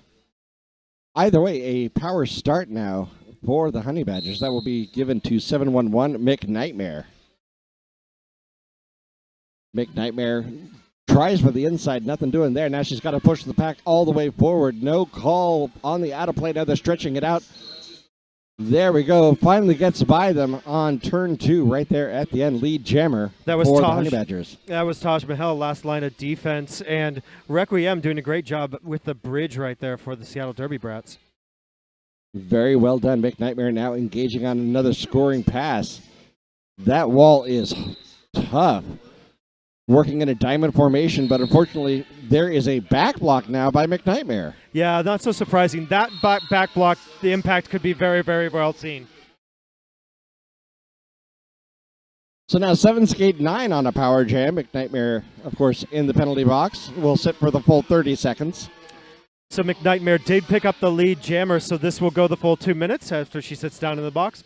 Of course, she loses the privilege of lead jammer to call off the jam. And the lead jammer cannot be assigned again, so we are going 2 minutes. 7 Skate 9. Oh, nicely done. Skipping on the inside. Yeah, a little juke to the outside and then just crossing over to that inside. That crossover allows her the speed, and also she doesn't have a lot of distance going on the inside, so you just get around that corner real quick. And on that pass, she ran into the back of McNightmare, barely avoided a back block penalty, pushing her shoulder to the inside and falling down herself to avoid it. And 19 points put up so far by 7 Skate 9. And it's just been easy going, actually. Not that to take away any from the athleticism that she's been showing, but she's not having a lot of resistance, as we could see happening right there. Another 5 points. Well, penalties are really hurting NWO right now. 2 more blockers sitting in the box, so 7 Skate 9 has to face 2 people on the track. Yeah, penalties a big thing happening right there. 5 points put up by the NWO rather, Honey Badgers, but it's going to bring them 7 points. Still a 20-point differential headed towards the Ultraviolets, 51-12 with 23 minutes and about 15 seconds left in this first period. And now Bella DeBrawl will be jamming for the Seattle Derby Brats. Mad Child's going to take another hack at it for the NWO Honey Badgers. Once again, a 2-4 advantage for Seattle. Bella DeBrawl tries to do that inside out. Nothing doing, but she's able to take one of the blockers to the inside by herself and only had one more to face. Mad Child pushed to the inside, then gets locked up. I think she's going to pick up a cut. Yes, she is going to pick up a cut track. Smart enough not to go past the line of no return, so now power jam for Bella DeBrawl. Bella DeBrawl on a power jam already has 5 points, picking up the jammer lap point just as the jammer was heading to the penalty box. Now on another scoring pass, fighting to the inside, Charlie Horse pushes her to the inside line, but the entire team was already past her. Not much to recycle. And there is a 5-point play, and an out-of-play call will thin the pack for NWO. And it's just been a tough go right now for NWO. Punk blocker now headed to the box. Penalty troubles galore for NWO. Not that the Ultraviolets have been 100% clean, but when it's counted, they've got their skates on the track. Charlie Horse alertly pushing Bella to the outside of the track, now engaging on the inside. Charlie Horse once again with a nice push to the inside. One of the Honey Badgers that has been on the track, Peter Parker, doing a good job with the recycling and then barreling one of her players at Bella DeBrawl, but she didn't quite get it. Mad Child recycled over there in turn 2 all the way back to turn 1. Tried to pull that cut track, didn't quite get it there. Yeah. Unholy Rampage looking for the penalty. Charlie Horse bringing Bella DeBrawl all the way back. I think Mad Child was actually kind of happy that jam was over. She wasn't getting much started and just having some trouble. That defensive lineup doesn't seem like the best defensive lineup for her. Yeah, that is true. A lot of the times you get that where the jammer works very well with one lineup, but not so well with the other. NWO will probably make some adjustments there, I'm sure. Yeah, I think if there had been a little bit more time on the clock, they would have looked for a star pass there. Sometimes it's just not the crew that you work well with. That is true, and Seattle now on a power start. Honey Badgers calling a timeout. They want to slow this one down a little bit, talk about what's going on.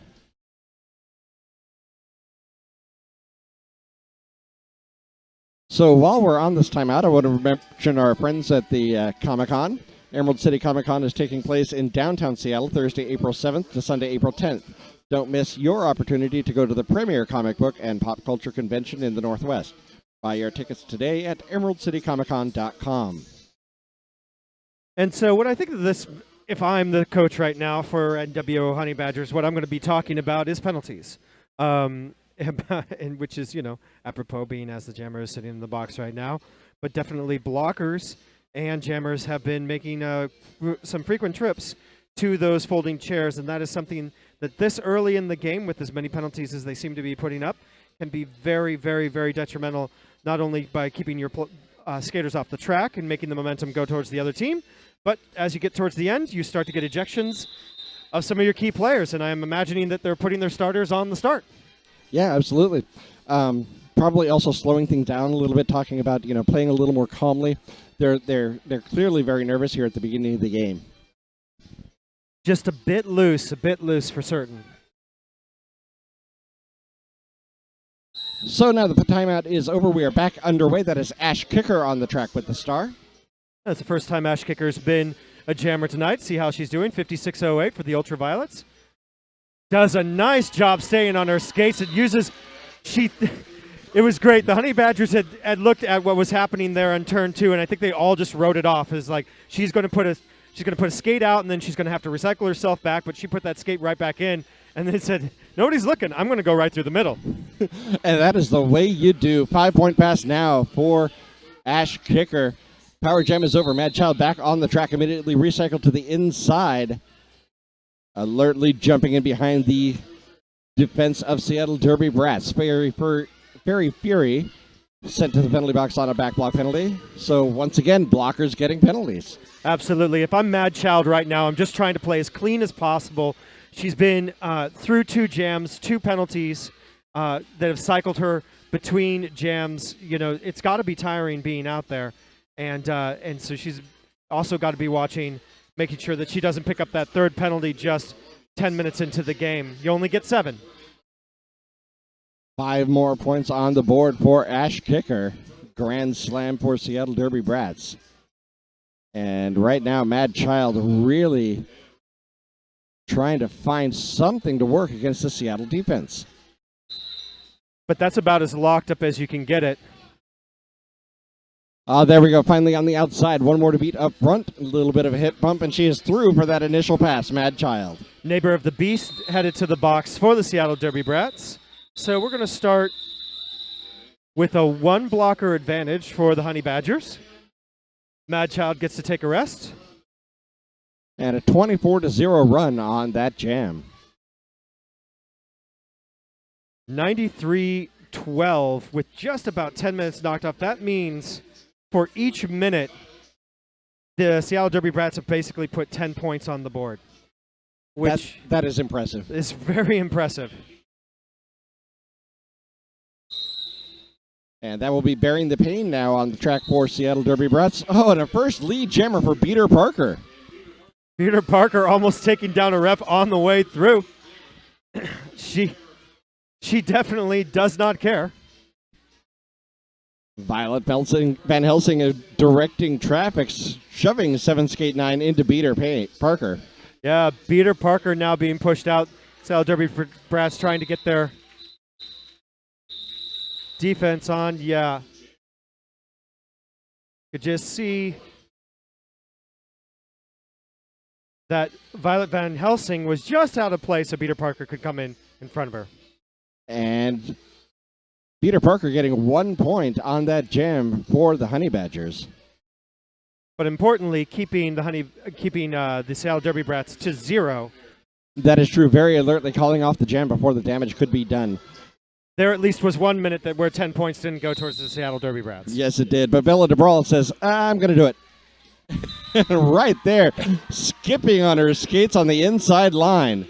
McNightmare right behind her. Belle DeBrawl expanding the distance. Belle DeBrawl is going to pick up the cut track. That seems like, so definitely was calling off the jam. It was a little bit hard to tell whether those whistles were coming in to call the cut track or call off the jam. I think it's going to be like it was in the beginning where they started the whistle to call off the jam, and then they also whistled her down for that penalty. So the jam did not continue. She will be in the penalty box for the power start here now for the Honey Badgers. So they will hand that over to number 16, Bloody L. It's a double-edged sword. You can get points up to the 4th whistle, but you can also get penalties. Yes, you can. Bloody L now engaging on the pack, pushing them forward, up into turn 1, looking for the separation. SDB tried to bridge it, not there. Out of play call. They have to let her go. Absolutely. Requiem just going to hold on to it with her partners. Looking like they're doing this tri-brace, trying to keep their hands apart so they don't pick up that multiplayer block penalty. It was working really well for them, but it looks like Bloody L's got the number on this, and so she's defeating that defense. They might want to try something different. Bella DeBrawl back on the track, pushed to the inside rather immediately. Charlie Horace working there with Crazy Kiki. Bloody L. So what Bloody L did is that she basically the error that she made right there is that she had cut the track and she knew she cut the track and she was going to go back out and recycle herself. But you have to do that on your knees. Yes, you cannot get back on your skates. If you do, even if your intention is to go back out and be a good player and go back around, you will get called. And so she sort of looked at the ref like, really? And the ref's like, yeah, that's the rule. I'm going to call it. This is a sanctioned game. You've got to call these. You've got to call them. Absolutely. Someday that rule may change a little bit, make it a little easier for the jammers to get out, but not yet. Nope, absolutely not. As it is right now, you have to stay down, get yourself out without actually putting your wheels on the track. Bloody L coming around on a scoring bass. Bella DeBrawl engaging in the front of the pack. Kind of took herself down there. Not quite sure what happened. Yep, they've got that swarmed defense. And they're just moving as one unit, the Seattle Derby Brats right now. And I think that Bloody L is going to get another one. She did it again. Another cut track penalty. Bella DeBrawl winning the jam 11-5. Yeah. But another power start on the way for Seattle. Yeah, and I think the first one is sort of a gimme with Bloody L, but that second one, I think Bloody L's going to have to get that together. Those kind of mistakes, which are you already learned the lesson once earlier in the jam, you can't repeat those. Now they're going to be in another power start position, which they've been in a lot. So the Ultraviolets are going to start in another power start. They have a jammer down. They do have a one blocker advantage, but that hasn't really made that much of a difference with the Ultraviolets against NWO. Not as yet. Now we have Irene on the track for Seattle. She's picking up lead jammer over there in turn 2. And there it is. Irene just pulled everybody to the outside line in between turn 1 and 2, and then just went pretty easily back to the inside line. Not a lot of people following with much gusto.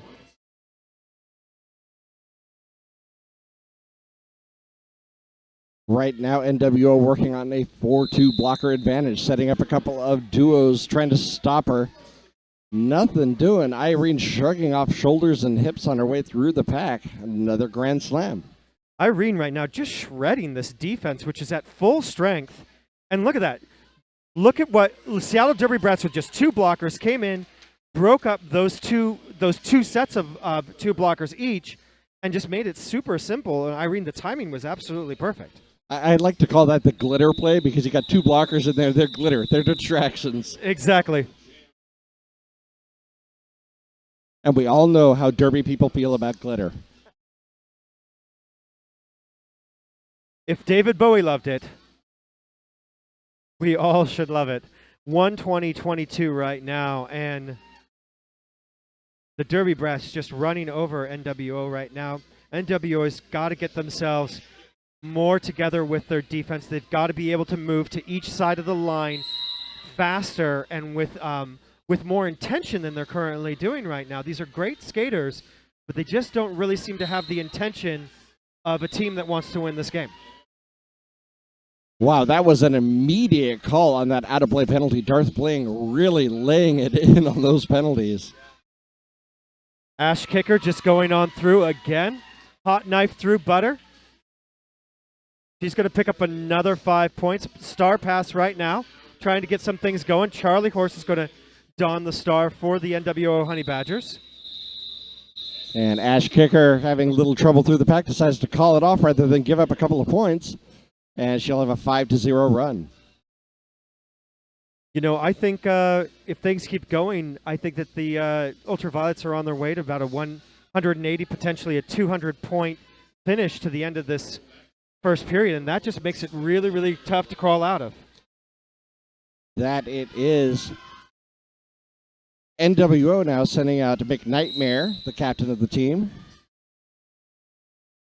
So McNightmare going to that inside line, but that block just circular makes it really easy for Belle DeBrawl to come to that outside line. Bella DeBrawl, a very experienced skater here with Seattle, now on the Ultraviolets. She'll pick up another 4 points, 4 and out. Just playing real conservative derby. Both teams, actually, the call-offs have been really pretty spot on. It's just the Derby Brats have just gotten so many more opportunities, both with lead jammer, but also with just having their jammers on the floor. Absolutely. The penalty is really hurting, as we've mentioned. Now 007 out there for Seattle. That will be bearing the pain. And that's Beater Parker, 21. Beater Parker has been a bright spot. She's definitely put up a bunch of points, stayed very clean for NWO, but there is some massive defense being put on by Ultraviolet right now. That it was. 7 Skate 9 and Violet Van Helsing. A great line of defense there. Beater Parker throwing into the hips of the defense and then just gets knocked to the inside. She's got to recycle back a bit. Bearing the pain. Finds her way through, so that's 5 points. Beater Parker on a star pass that wasn't entirely expected. No, I think she just had enough. She was getting beat up in the pack and decided to hand it off and become a blocker. It was the right call, actually. People were like, oh, Charlie Horse was probably not going to get it together, and she just got skated her right out, able to put the pressure on, call that jam off with just 1 point. So one more point. One more point. Nope, Oh, that's the 2. sorry, yeah, it's hard to see from up here. So 7 points total for the Derby Brats, 136-22. 9 minutes and 20 seconds left in this half. One of the great things about where we're sitting is we can see all the action. One of the bad things is we're a little farther away. Absolutely.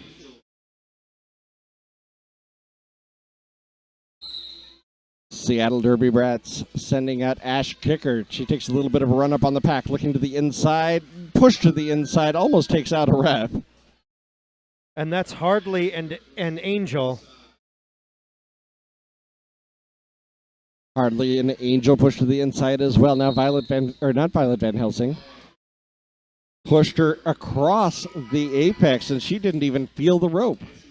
Yep. Hardly an Angel picking up that cut track. It's been a devastating call for the NWO Honey Badgers. Ooh. That was an interesting try there by the Honey Badgers. Yeah, blocking in the wrong direction. That's going to be given to McNightmare. Turned around and just skated right into her. You could skate up, but you can't skate into. That is true. You have to keep on going backwards, and you can see the just joy on the jammer's face. They really love it when the skaters turn around on them because they get to lay a shoulder into a blocker. Absolutely. Mad Child with the cover at the front. Nice job from Mad Child getting on the defensive, but then in attempting to recycle went out, which made her a null player, so Ash Kicker didn't have to pay attention to that.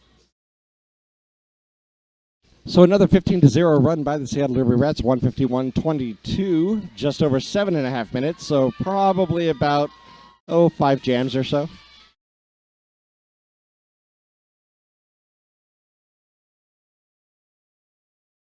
Charlie Horse against Wheels of Mass Destruction. Captain for the Ultraviolets, Wheelses. Charlie tried for the outside, got the door closed on her. Wheels of Mass Destruction to the inside. She'll pick up lead jammer. 7 Skate Knight and able to get Charlie Horse up at the front. Now Charlie Horse navigating around her as the last line of defense. Wheels of Mass Destruction is going to play it safe. Hits that 4, quits it. Wheels of Mass Destruction jumping the outside line of the apex. Sometimes you wonder how they do it, but youth, youth. I couldn't do it when I was that young. No, not at all. Spent every weekend in the roller rinks and still couldn't do things like that. But we didn't have roller derby for my age then. Yeah, there's that. And looks like looks to be an official review. We have coaches and captains on the track. So they're going to talk that out. In the meantime, Irene with the star for the Seattle Derby Rest. They're just going to kind of take a time out, do a little dance party over here on the Seattle Children's Jammer line. Yeah, not much to change with the Seattle Derby Brats right now. Their offense is working. Their defense is working. They're doing active offense. There's not that much passive offense right now. They're hard to get around.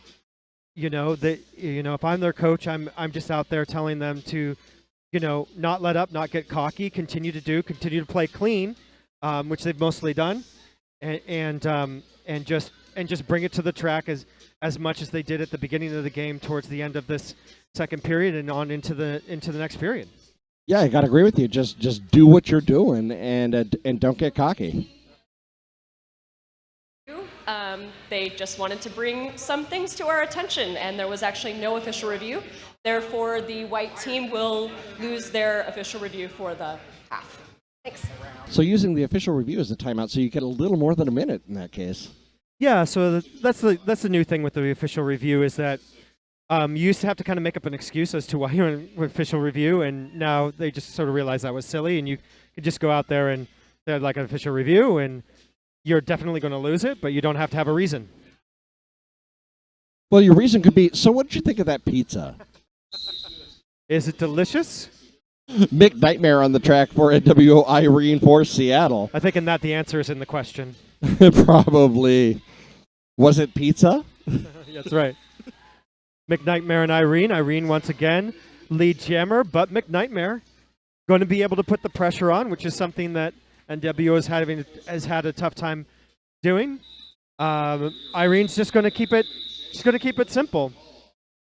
Didn't even go for the points. She knew she was her opponent was not far behind and decided to call it off just as she was hitting the pack. Well, yeah, and her team had lined up in the back. She had a bunch of her teammates in the back. They were easy points.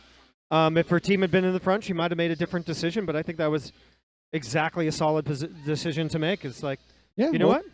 Why chance it? And she got the 4, so that's good enough. Exactly. So Bella DeBrawl against Charlie Horse.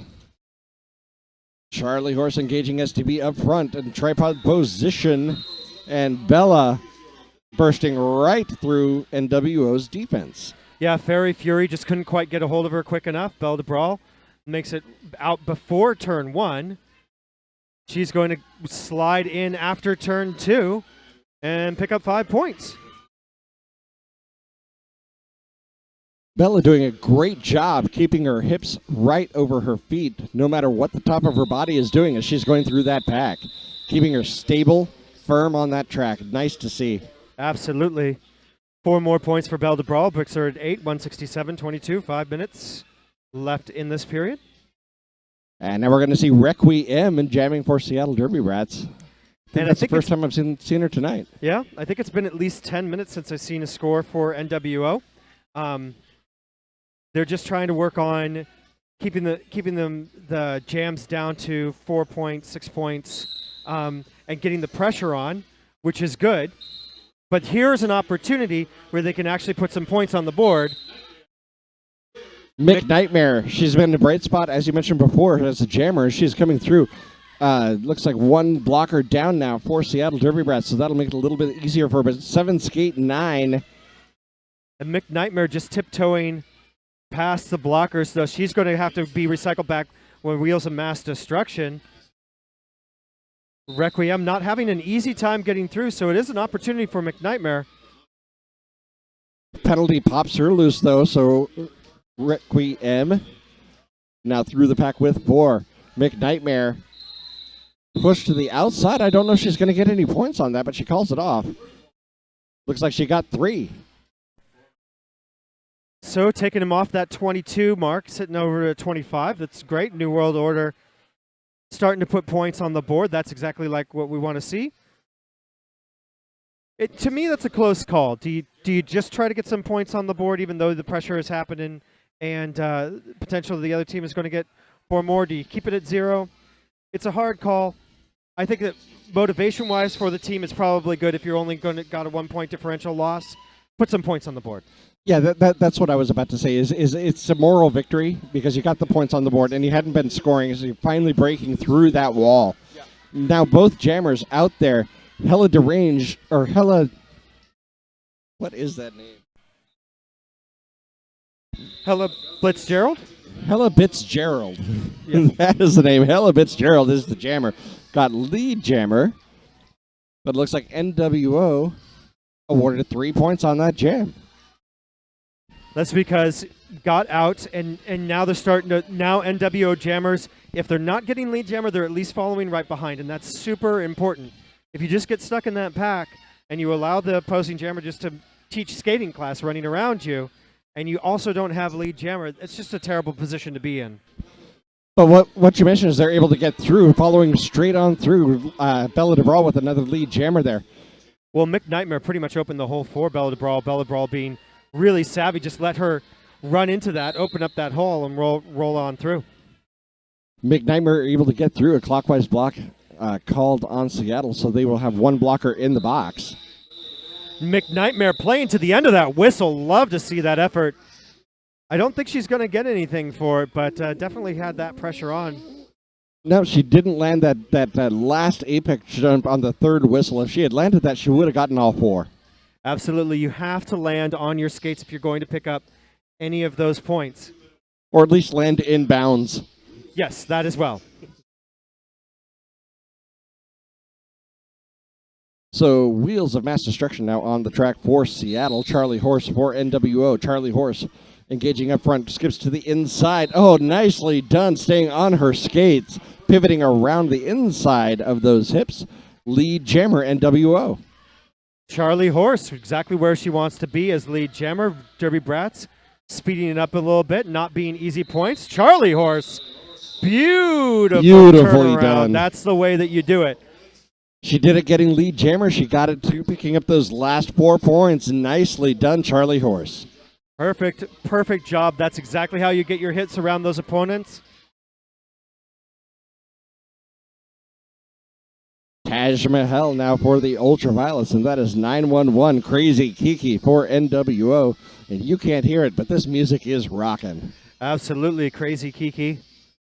Would love to end this half with points on the board for her team. Taj Mahal.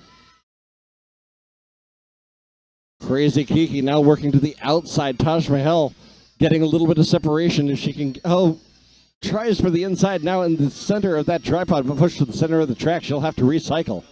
And what a change in this NWO Honey Badger defense happening right now.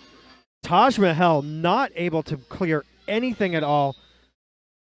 Defense moving as a unit just the way that this Ultraviolets were doing, but they're paying too much attention to Crazy Kiki to really help out their jammer. Well, I think that what they're doing is they're focusing really strongly on the defense. I think they're taking some of the things that they've been seeing to heart and making those adjustments that we were talking about. The second period is going to be fun. I think that it's a potential that we will end this jam potentially with no lead jammer and potentially no points. The defense is that strong from both teams right now. Oh, now we're getting separation. No pack called. Oh, but she went backwards on the track. Out of play is called, but Taj Mahal recycled all the way back.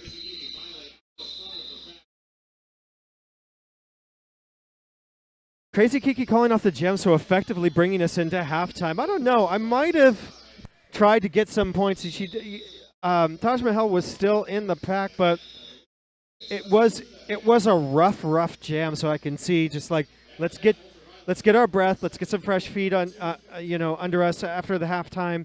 Let's go talk in the locker room.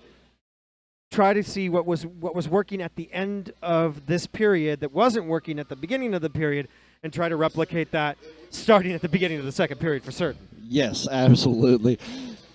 Either way, they're going to go and talk about it for the next 10 minutes, and that's when we'll be back with the second half of NWO Honey Badgers versus Seattle Derby Brats Ultraviolets.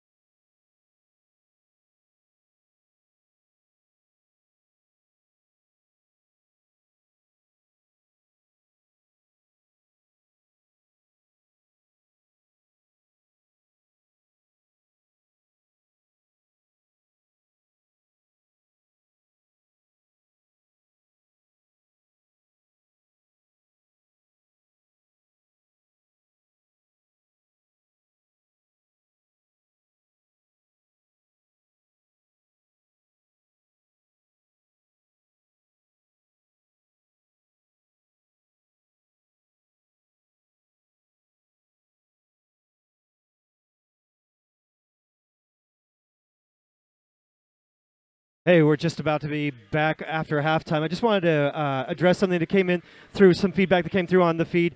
Absolutely, I do understand that NWO Honey Badgers are actually not New World Order Honey Badgers. It is no disrespect to the team. This is mostly just my misspent youth listening to way too much Ministry, and so I have a knee-jerk reaction when I see NWO say New World Order. I have been trying to correct it, but it might creep in there every once in a while. But blame it on 90s, 80s industrial music and my own aging brain. I'll be more than happy to blame it on Ministry. I was listening to that song on the way over. It's just a mistake. It's no disrespect meant. But hey, it would be a great skate-out song for them. Well, that might reinforce it. Like that might just totally put me over the edge. So I'm sort of glad that they did. Either way, halftime is over. 5 seconds called. Very short pack, 2-2. Lots of people in the penalty box. Mick Nightmare for the NWO Honey Badgers breaking on through, just a lead jammer. Bella DeBrawl skipping around the single NWO blocker on the track. And a big collision over there. Mick Nightmare calls off the jam and no points, but takes out a ref. And just a super thin pack right there. Just 2 blockers, 2 jammers. That means speed. It really, really does, and that's exactly how you play it. Both packs just ran. Now we're going to end up... Irene coming to the track with the start. Looked like a little surprised to get it. Yep. Oh, nicely done there by Charlie Horse. Yeah, McNightmare was on the track, and then there was a little bit of a yell of like, hey, too many players on the tracks.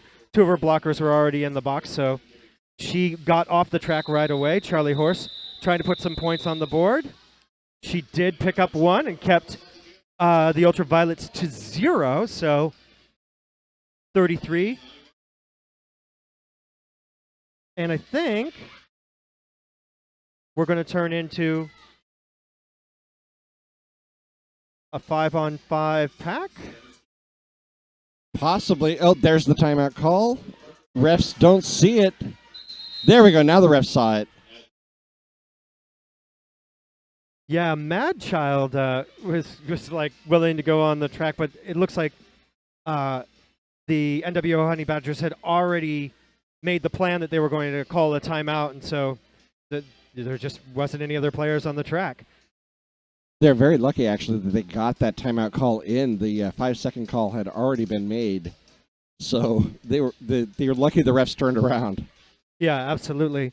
So one of the things that we noted during halftime is penalties are definitely, as we expected, are definitely weighing hard on the NWO Honey Badgers. Right now, they've got two players sitting on 4 penalties, which puts them in fairly good danger of fouling out. I believe 1 from the Seattle Derby Brat Ultraviolets is sitting on 3, and also leads really playing into this. That it is. Ultraviolets getting 16 lead jammers in that last half. NWO with only 5, so that is the tail of the tape there. NWO also getting 5 jammer penalties, so 5 power jams for the Ultraviolets. Ultraviolets only having 1 jammer penalty. And that right there, those 3 things, that's the difference. Absolutely. What we saw is the Honey Badgers are starting to play a lot cleaner towards the end and a lot more together. We're going to see if they can pull that in. Definitely, they're breaking the pack, whereas before they would get stuck in the pack for multiple passes. 7, skate 9, picking up 4 points there. But I got to say, what I'm seeing here is NWO is tightening things up a lot on the second half, and they're forcing Seattle to look at those 4-and-outs as the benefit. Yeah, absolutely. It was just a really, really loose group at the beginning, so they weren't thinking as a hive mind that you'd like to see the defense and offense think as, that's that unspoken. You go here, I go here, just didn't seem to be clicking, and it really started to click towards the end of the first period. That is true, and it's continuing here into the second period. Communication, the nonverbal variety, very important in this sport. Great example right here, Requiem just being taken to the ground by Beater Parker, and the rest of the NWO Honey Badger defense. Peter Parker with a very good defense there, along with Mad Child. Looked like she was concerned she was going to get a penalty as she took the jammer down. McNightmare making full advantage of this, picking up 5 points for this may be the first Grand Slam in the game, but definitely the first in a very long time for the NWO Honey Badgers. So fantastic work by McNightmare, just really rallying her team and defense. And that's what we were talking about, the tightening up of the defense by NWO, keeping Seattle Derby Brats to 0, winning the jam 7-0. But it looks like Peter Parker being sent to the box and an official review. So the Ultraviolets want something looked at. Not super surprised, but it is pretty early to be letting go of that official review. They must feel that that either they really have something very important to say, or that they have a good chance at winning, because you do only get one official review per period. So they're letting this go at 26 minutes left in the game. Yes, looks like they're I would imagine they're probably going to be talking about a penalty. Over here, there were some things that looked like it could have been called, but weren't. I'm sure we'll find out. They're doing a great job making sure these refs have access to the mic.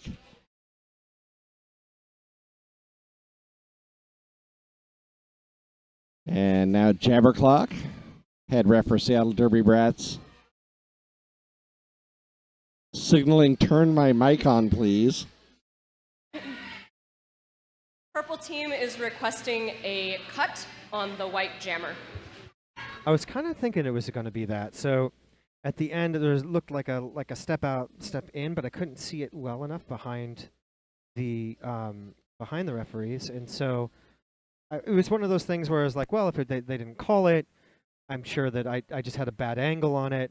But it seems that the Ultraviolets also saw what I saw and are looking to get that cut track. I don't know. I do seem to recall that there were a good amount of referees in the vicinity, so I would be surprised if they get one here. It's really hard to reverse a no call. Because if they didn't make the call in the first place, that means that they didn't see enough of it to make the call. Now they've got to go back and discuss it and see if anybody else saw something and didn't make the call. But they've got a really tough road. Yeah, and even worse, it's it looked like they saw it and then just didn't call it, which means that it wasn't a cut. Yeah, it looks like they're going up and talking to the scoreboard, so there might be some changes going on here.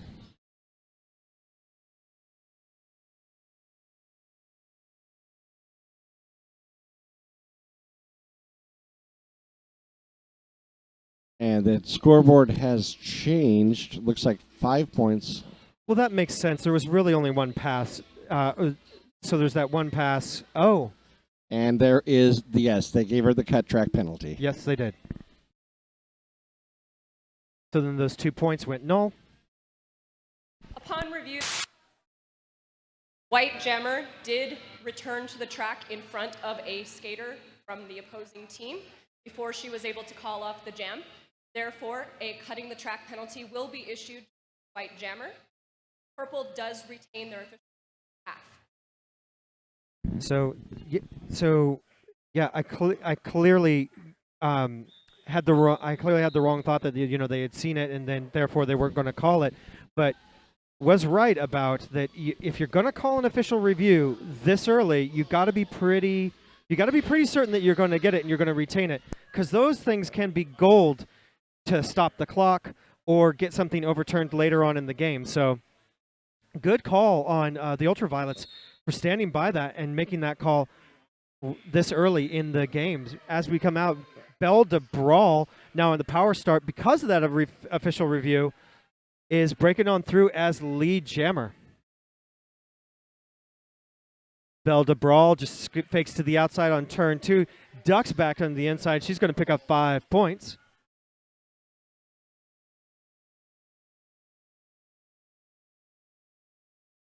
And she's looking to slice through that defense. Hardly an Angel last line of defense. Booty blocking a bit at turn 4, but can't hold on to her. That is 5 more points. Irene's going to head to the box. And now McNightmare's back in, and that's her initial pass. McNightmare going to be recycled back. Belle de Brawl just blowing through that defense, going to pick up 4 more points. And Belle de Brawl and everybody is headed to the box. Basically, nearly every single NWO and Ultraviolet player has headed to the box. We now have Jammer and 2 blockers for NWO and 2 blockers for the Ultraviolets. Crazy Kiki still on the track with Fairy Fury, who drops Belle de Brawl, right right after turn 4. Doesn't slow her down much. 24 points so far this jam. Belle de Brawl just really got 1 blocker she needs to deal with, but that is a formidable one. That is Crazy Kiki. She makes it a lot harder for Belle de Brawl to get around. McNightmare coming up. Belle de Brawl finally going to call off this jam with just 3 seconds left on the clock. 24 minutes, but Belle de Brawl just knocking on that second century mark, 2:02 to 42.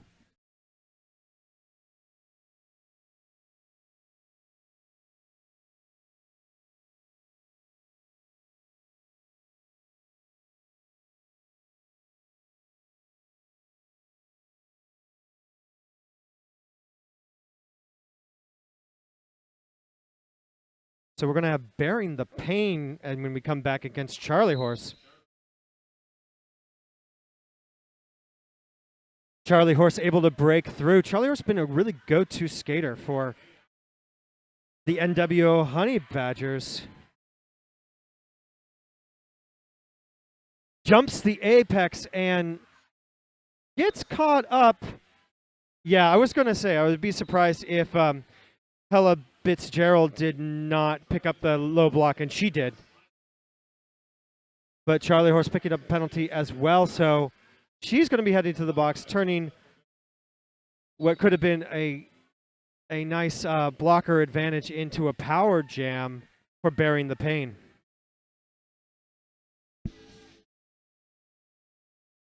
Bearing the Pain, 10 points so far. Makes it easy in between turns 3 and 4, picks up 5 more points. Just 1 Seattle Derby Brats Ultraviolets player on the track. And still, Bearing the Pain is able to find her way through the majority and now all of the NWO Honey Badger defense. Kind of an unintentional passive defense by Seattle with all the penalties. Well, it's true. And let's see, yeah, Charlie Horse is going to go back. I think it was a hands.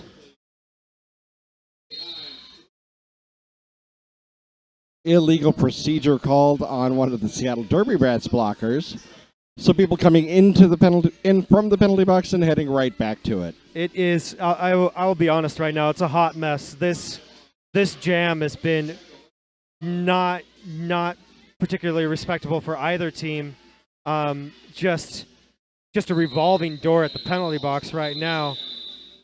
No like angry misdemeanor penalties, but it just seems like a really loose timeout on the track right now.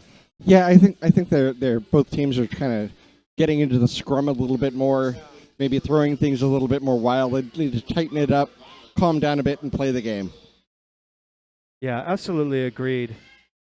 So, incredibly, when we come back, we're only at a 1 blocker advantage for the Ultraviolets and both jammers on the track. Hardly an Angel finds her way on the inside line.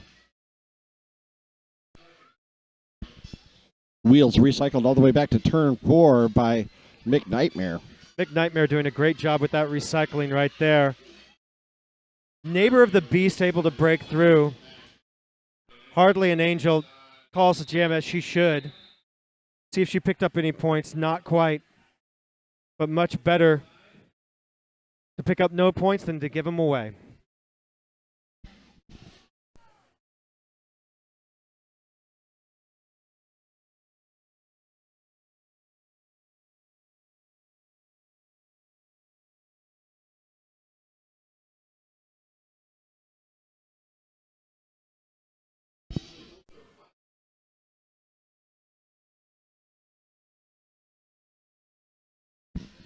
Irene for the Ultraviolet. She is your lead jammer through on the inside line. Charlie Horse still trying to navigate that sea of purple back there. Charlie Horse now sprung from the pass. This is her initial pass. Irene barreling straight through the center of the diamond formation of NWO, calling off the jam. Picking up 4 points.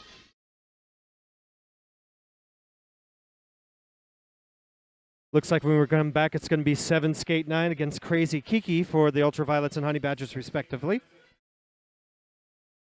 Everybody on the track, 5-on-5. Seattle Derby Brett's starting well away from the Seattle Children's line this time. Crazy Kiki going right to the front of the pack, and a swarm in the front by the Ultraviolets, able to stay on the inside.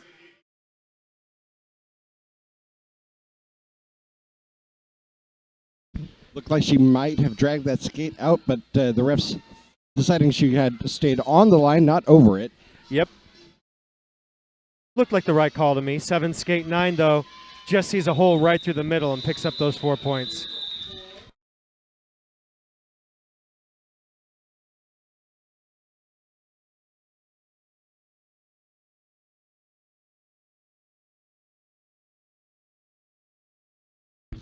Violet Van Helsing now on the jammer line for Seattle Derby Rats. Violet Van Helsing skated before with the West Sound Roller Girls, the jammer for them. And she'll be up against Charlie Horse for the Honey Badgers.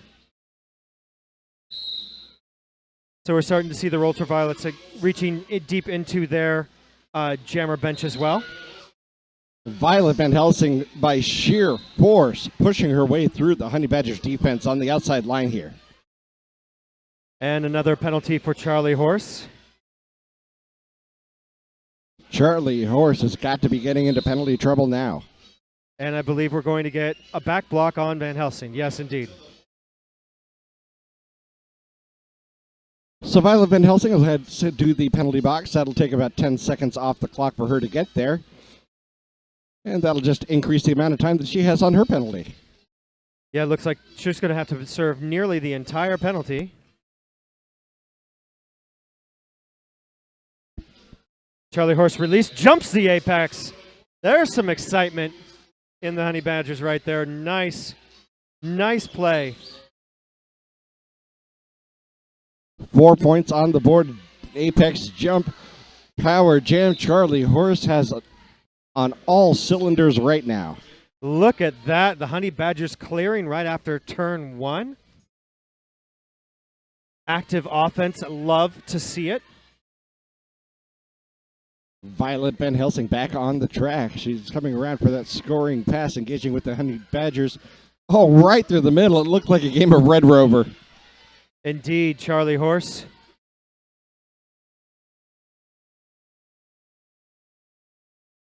Letting Van Helsing go ahead. Van Helsing steps out. She's going to have to recycle back. Charlie Horse confident in the pack. Neighbor of the Beast shutting her down in turn 4, rather.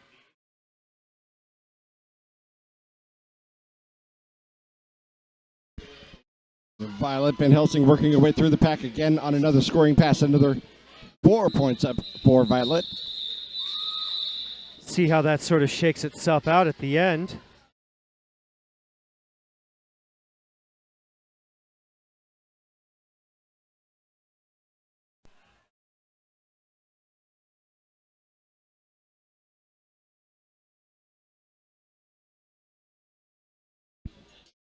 So it's going to shake out to 9 points for the NWO Honey Badgers to SDB Ultraviolets 4, bringing the Honey Badgers to 60. 60 points on the board so far. Bella DeBrawl out there for Seattle Derby Brats. And Fairy Fury. Yeah, a real messy scrum right there at the beginning. A lot of people falling over each other. Belle DeBrawl taking advantage of that to just skate on through as she just did again. Honey Badgers having a real tough time holding on to lines, especially. Well, you know, if you like what you see tonight, I believe both of these teams are probably going to be at Wild West Showdown here in just a couple of weeks.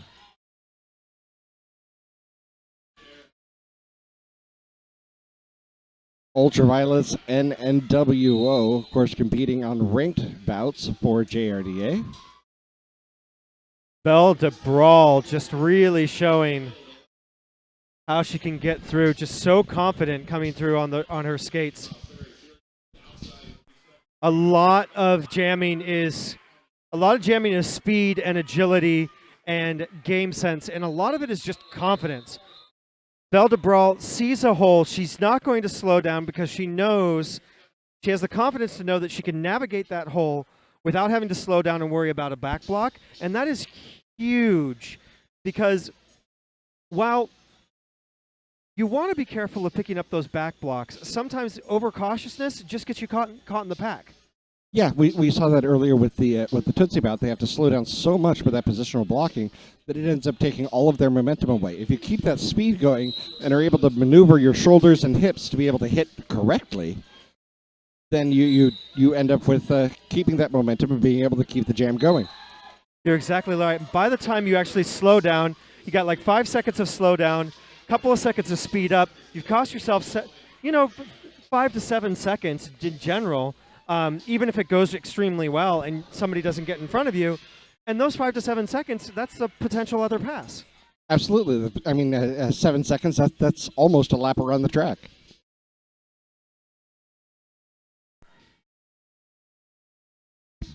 Neighbor of the Beast right now testing against McNightmare, and she's going to come out with an A on that test. Not for lack of trying. McNightmare double hip check right in turn 4. Just didn't slow her down. Right into the middle of the scrum there is Neighbor of the Beast. Oh, came in right back out. Hardly an angel cut track. Hardly an angel in the box. I find it fairly unlikely that somebody's not going to be getting to 7 on the Honey Badgers. There's just been so many trips to the box. Neighbor the Beast being yelled to by her bench. Call off the jam. Trying to get more time on the clock for a power jam. Handing that one over to number 777, Wheels of Mass Destruction. And Lindsay Lair out headed over to the box. That's someone we haven't actually seen that much in those folding chairs. Been skating really pretty clean.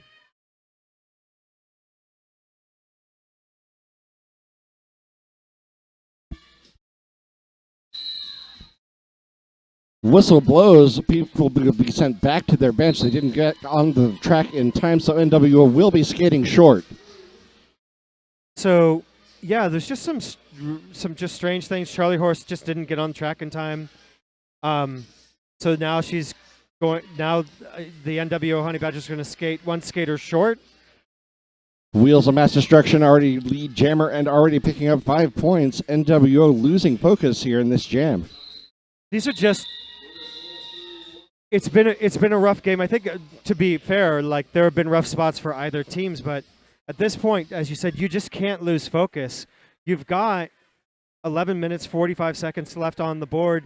You've got to play it all the way through. You've got to play to that last minute. You have to play to that last whistle, and just not getting yourself fielded on the track is not really very excusable from the coaching staff or from the players right now. Well, now we're back to 5-on-5. Both jammers are getting a little bit of run-up as they go into the scrum. Bella de Brawl for Seattle Derby Rats. And that is Charlie Horse for NWO. Bella de Brawl is out first. Lead jammer, Seattle. Because that's what Charlie Horse can do. Look at her. She was able to slice through that defense. I mean, Bella de Brawl got through first, but Charlie Horse is now putting pressure on. Bella de Brawl is only going to be able to pick up 4. The focus is there, the talent is there, the skates are there, but it's just the eyes come off the ball every now and then, and it's really, really hurting this team.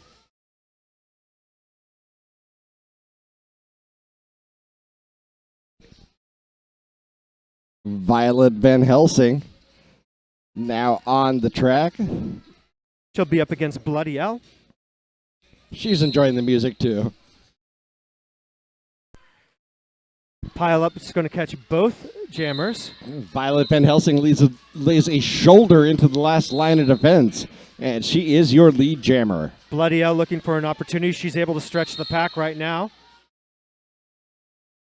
She gets taken down. Yeah, she's taken by Hell Blitzgerald, and Hell Blitzgerald appropriately picks up that low block. And now, Violet Van Helsing headed to the box. This is a huge opportunity for the NWO Honey Badgers. Bloody L with a chance to do some damage here, and she'll take it. 3 blockers to get by, out of play called. But failure to reform called on NWO, so now a 3-on-3 in the pack, and they'll mix it up. NWO causing a ruckus, but Bloody L is going to, yes, she is going to take that back block. That was actually a brilliant back block draw by Taj Mahal, getting in the way of the jammer and slowing down just enough to draw it. Yes, indeed. I used to do things like that in basketball. So when Bloody L put up 5 to start with, Violet had not passed the pack yet, so that was her initial pass. She has an opportunity to even it up here. So just a little bit of a interesting stat. As of Jam 10, they were evenly split on lead jammers in this half. Way better than the first half, where it was 16-5 in favor. And what a huge hit put on by, that was 76.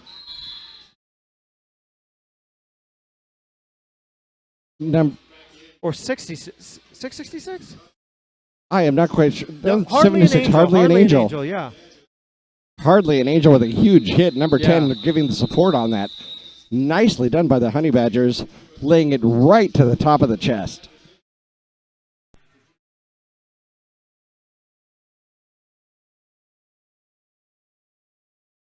Sorry about that. We had to correct our rosters. It sometimes happens. So 10-5 win on that jam by the Honey Badgers. Very well done. And it looks like we're going to have a timeout called by the Honey Badgers. Wisely done there. Give a chance to talk about it.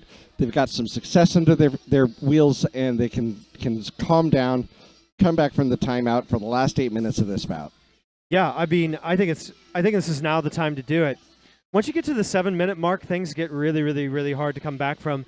Right now, I'm the Honey Badgers. If I've got 3 timeouts, I'm gonna use them all by the end of the game. I mean, time is not your friend. Stop that clock in between. Keep some more time in your direction, and utilize as much as you possibly can. Stretch this game out. That's right. That's the way it goes. And use all the timeouts. Use the official review like they did last half. Do everything you can to squeeze every minute out of this game.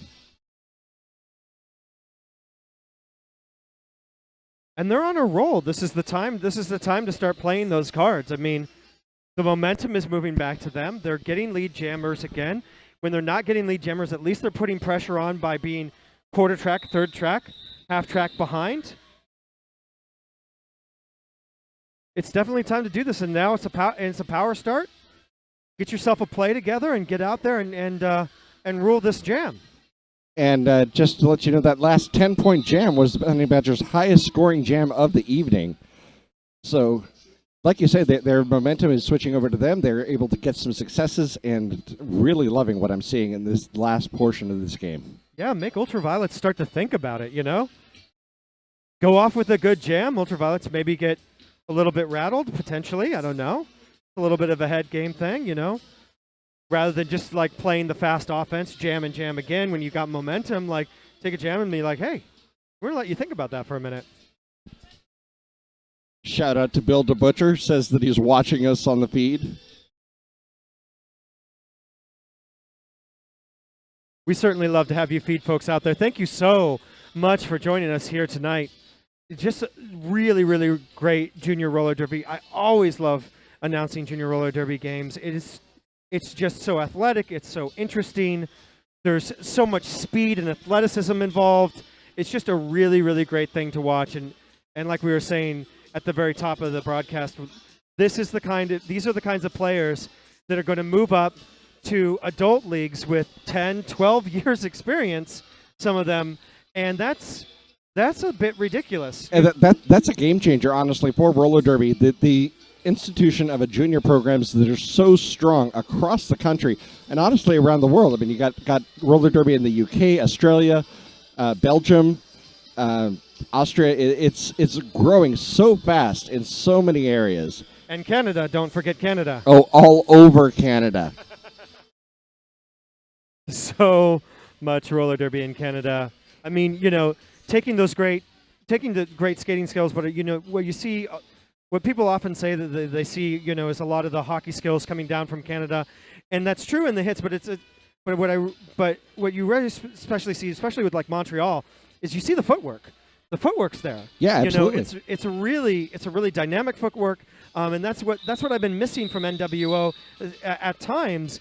Is that the footwork to get them from one line to the other and cover those lines and lock down those lines. But when they've had it, it's been just rock solid. Yeah, you see flashes here and there. This team is definitely on its way up. This is the second year I've been watching them play, and I am impressed with the improvements that they have made, and where they're going is just going to be up. Charlie Horse is going to get pushed to the outside, but by a player that was out of play, so she gets to come right back in. Which she was very happy to do and get lead jammer in the process. Absolutely. That's just good to heads-up play. She's just going to break on through that little tripod over there. Like I said, a game of Red Rover. She went directly for the arms and got it. 5 points in the sky for Charlie Horse. And now the Ultraviolets, taking some chances. I don't know if they're taking chances because they want to or because they're frustrated. I hope it's not the latter because they can. They've got a fairly solid lead. Now's not the time to start making on the edge, on the envelope sort of plays and just get yourself some silly penalties and potentially get yourself ejected. That's not the way you should end this out. Right, and now they're putting Unholy Rampage up there on the jammer line. So SDB, now taking a page from the Rose Petals, getting a little deeper into their jammer rotation. Absolutely. Hardly an Angel lining up for the Honey Badgers. And just nicely done, Rampage. Yeah, just bell to brawl and just what an incredible skating both offensively and defensively. Hardly an Angel now skating up, and Rampage just making it look easy getting around those hips. Well, we talk a lot about in roller derby about being able to play both jammers and blockers, and what we're seeing here is some blockers taking the jammer star. We've seen it a few times now, and they're a little bit looser on the penalties, but the power that they display is just so impressive. Yeah, Unholy Rampage is going to be in the box, and Hardly an Angel. There's a little like Hardly an Angel and Bell to Brawl thing going on out there right now.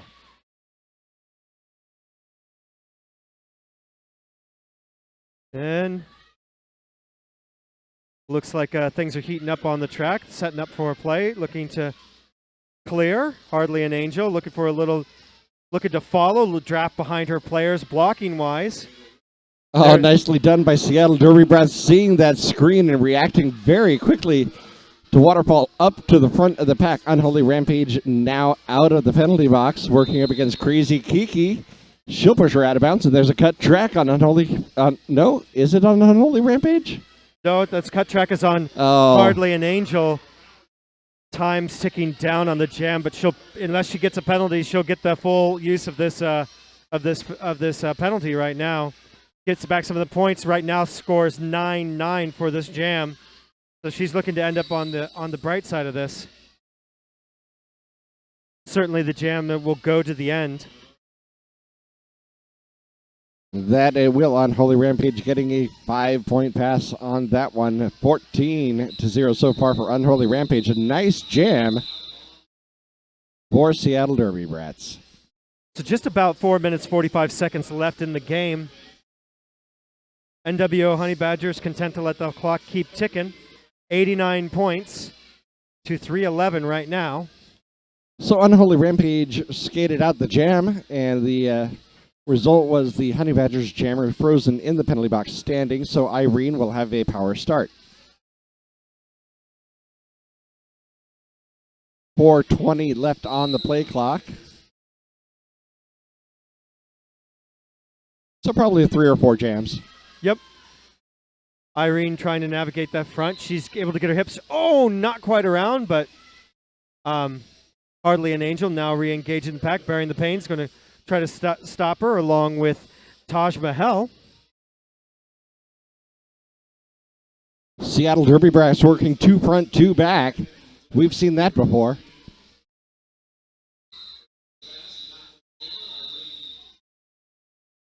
Irene getting 4 points and calling off the jam, 3:15 to 89.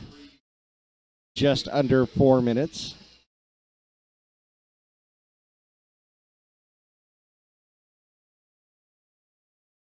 Wheels of Mass Destruction against Charlie Horse.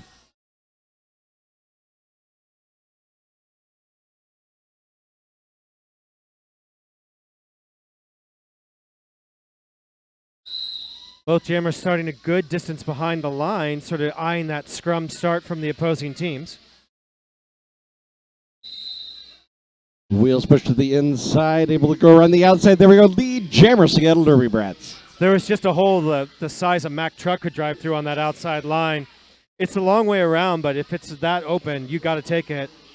The entire scrum had gone to the inside, trying to take care of the NWO Badgers. Leaving that open, so another 4 and out for the Seattle Derby Brats. It looks as though they're going for that hit it and quit it, take the 30-second run off of the clock between jams. Yeah, Honey Badger is content to let it tick down so far. Bella DeBrawl back on the track with the star. Belle DeBrawl just put up massive points during this game so far. And there we go.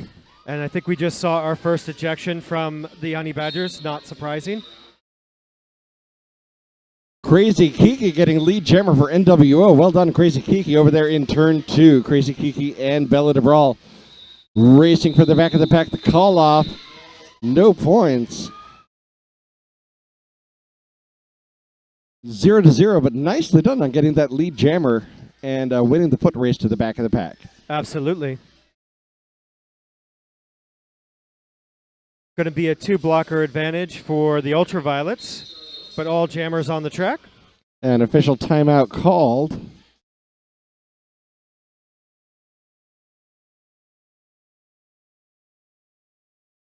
And I think we potentially have another. with the ejected player. Looks like they're trying to figure out putting somebody in the box to serve that penalty. So they've got to put somebody on the track because there's no room at the end. And then she will have to go in and serve that penalty. Looks like the person that gets that is Mad Child. Or it could have just been that she was in the queue already and had to be on the track in order to serve her penalty once it was open. That's also that's very likely the case. I bet you that's correct. But Irene is through, right through the middle lead jammer for Seattle Derby Brats. Charlie Horse still working on it, pushed to the outside over there in turn 2. So Mad Child did sit down in the box, so does seem like she was at very least in some queue. Irene 5 points up, a grand slam. Charlie Horse still stuck in the pack, looking around to the outside, finding a tripod up front. 2 more to beat, 1 more to beat. Now she's through for her initial pass. 50 seconds left on the game clock. 1:16 on the jam clock. The jam is called. So we'll have at least 1 more. Absolutely. And a timeout on the Ultraviolets.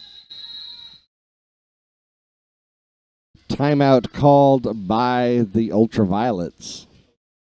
Slow things down. Get that last jam in.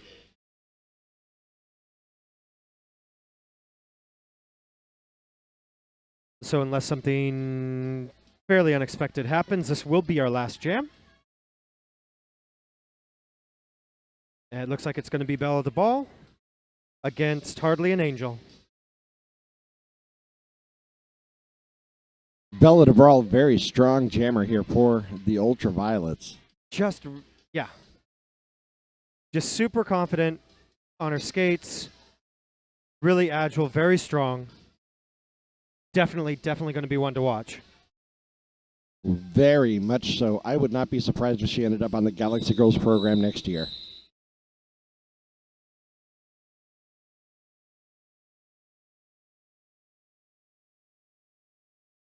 Galaxy Girls, of course, the travel team for the Seattle Derby Rats. They've got two that they consider travel teams now, the Ultraviolets and the Galaxy Girls. Bella DeBrawl up front, lead jammer, SDB. Belle DeBrawl just barreled her way through that defense. Hardly an Angel looking to get that outside line, but she's going to get taken out in turn 2, and then just a waterfall effect. Nice staying in, though. Don't get up, don't get up. Oh, there it is. The cut track. She got up, hardly an Angel. Sent to the penalty box. That's just been... I'm just going to suggest that may be something to work on when the Honey Badgers get home. Getting up while out of bounds. Just Crawl off the track. Just crawl off the track. Bella DeBrawl now with 10 points on the power jam. 3:38.89 period clock is sitting at 0. This will be the final jam. Belle DeBrawl gets the go-ahead from her team to keep skating it out. Bella skating around the track looking like she's going for another scoring pass. Power jam is over. I think she's just going to let the jam clock run out. Does give Hardly an Angel a chance to come back in. That's her initial pass, breaking on through. Bella stepping around one skater, going for the outside line, not getting it. And there we go. The game is called. Your unofficial final, 343 for the Ultraviolets, 89 for the Honey Badgers. We'll, of course, let the folks calculate the official score for rankings and the like, but I feel very comfortable calling this for the Seattle Derby Brats Ultraviolets. I don't think that's a bad call. Once again, as long as math works the same way here as it does everywhere else. But we want to thank everybody for tuning in tonight, listening to our stream. Yes, appreciate all your understanding and patience. We are certainly glad to have you here. We are streaming most bouts from the Rat's Nest this season. So if you are out on Saturday night and you're really jonesing for some roller derby and nothing's happening in your area, rather, then you can very likely click on to YouTube and catch us here. Absolutely. I want to thank LeGrand Moore for coming out and announcing with me tonight. I'm Daddy O. Thank you so much. I'm LeGrand Mort. And that's it for us. Good night.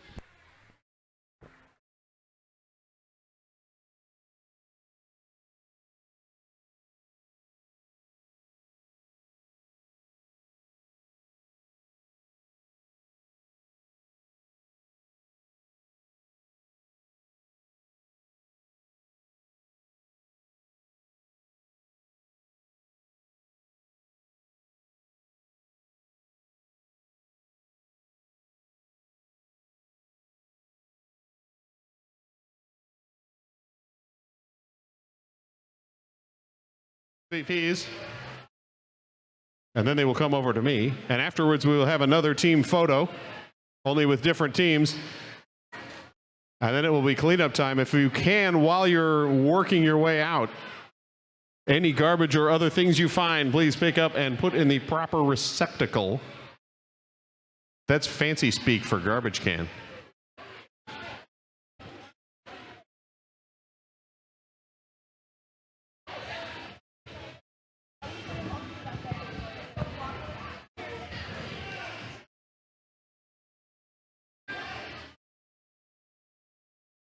All right. Ultraviolets are ready. You guys almost ready? However many we want.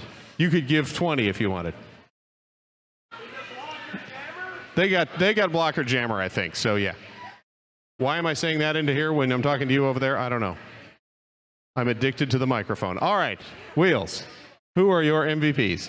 So for blocker, number 17, And yeah. And for Jammer, 711. Hey, look, she's right here. Well, for Jammer, we did Violet Van Helsing.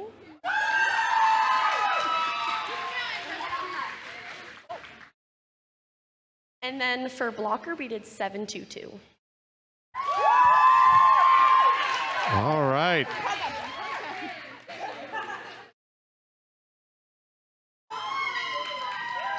All right, I'll get out of the way and the photographers can photograph. And once again, as you're leaving, please collect any trash or other items you see lying around.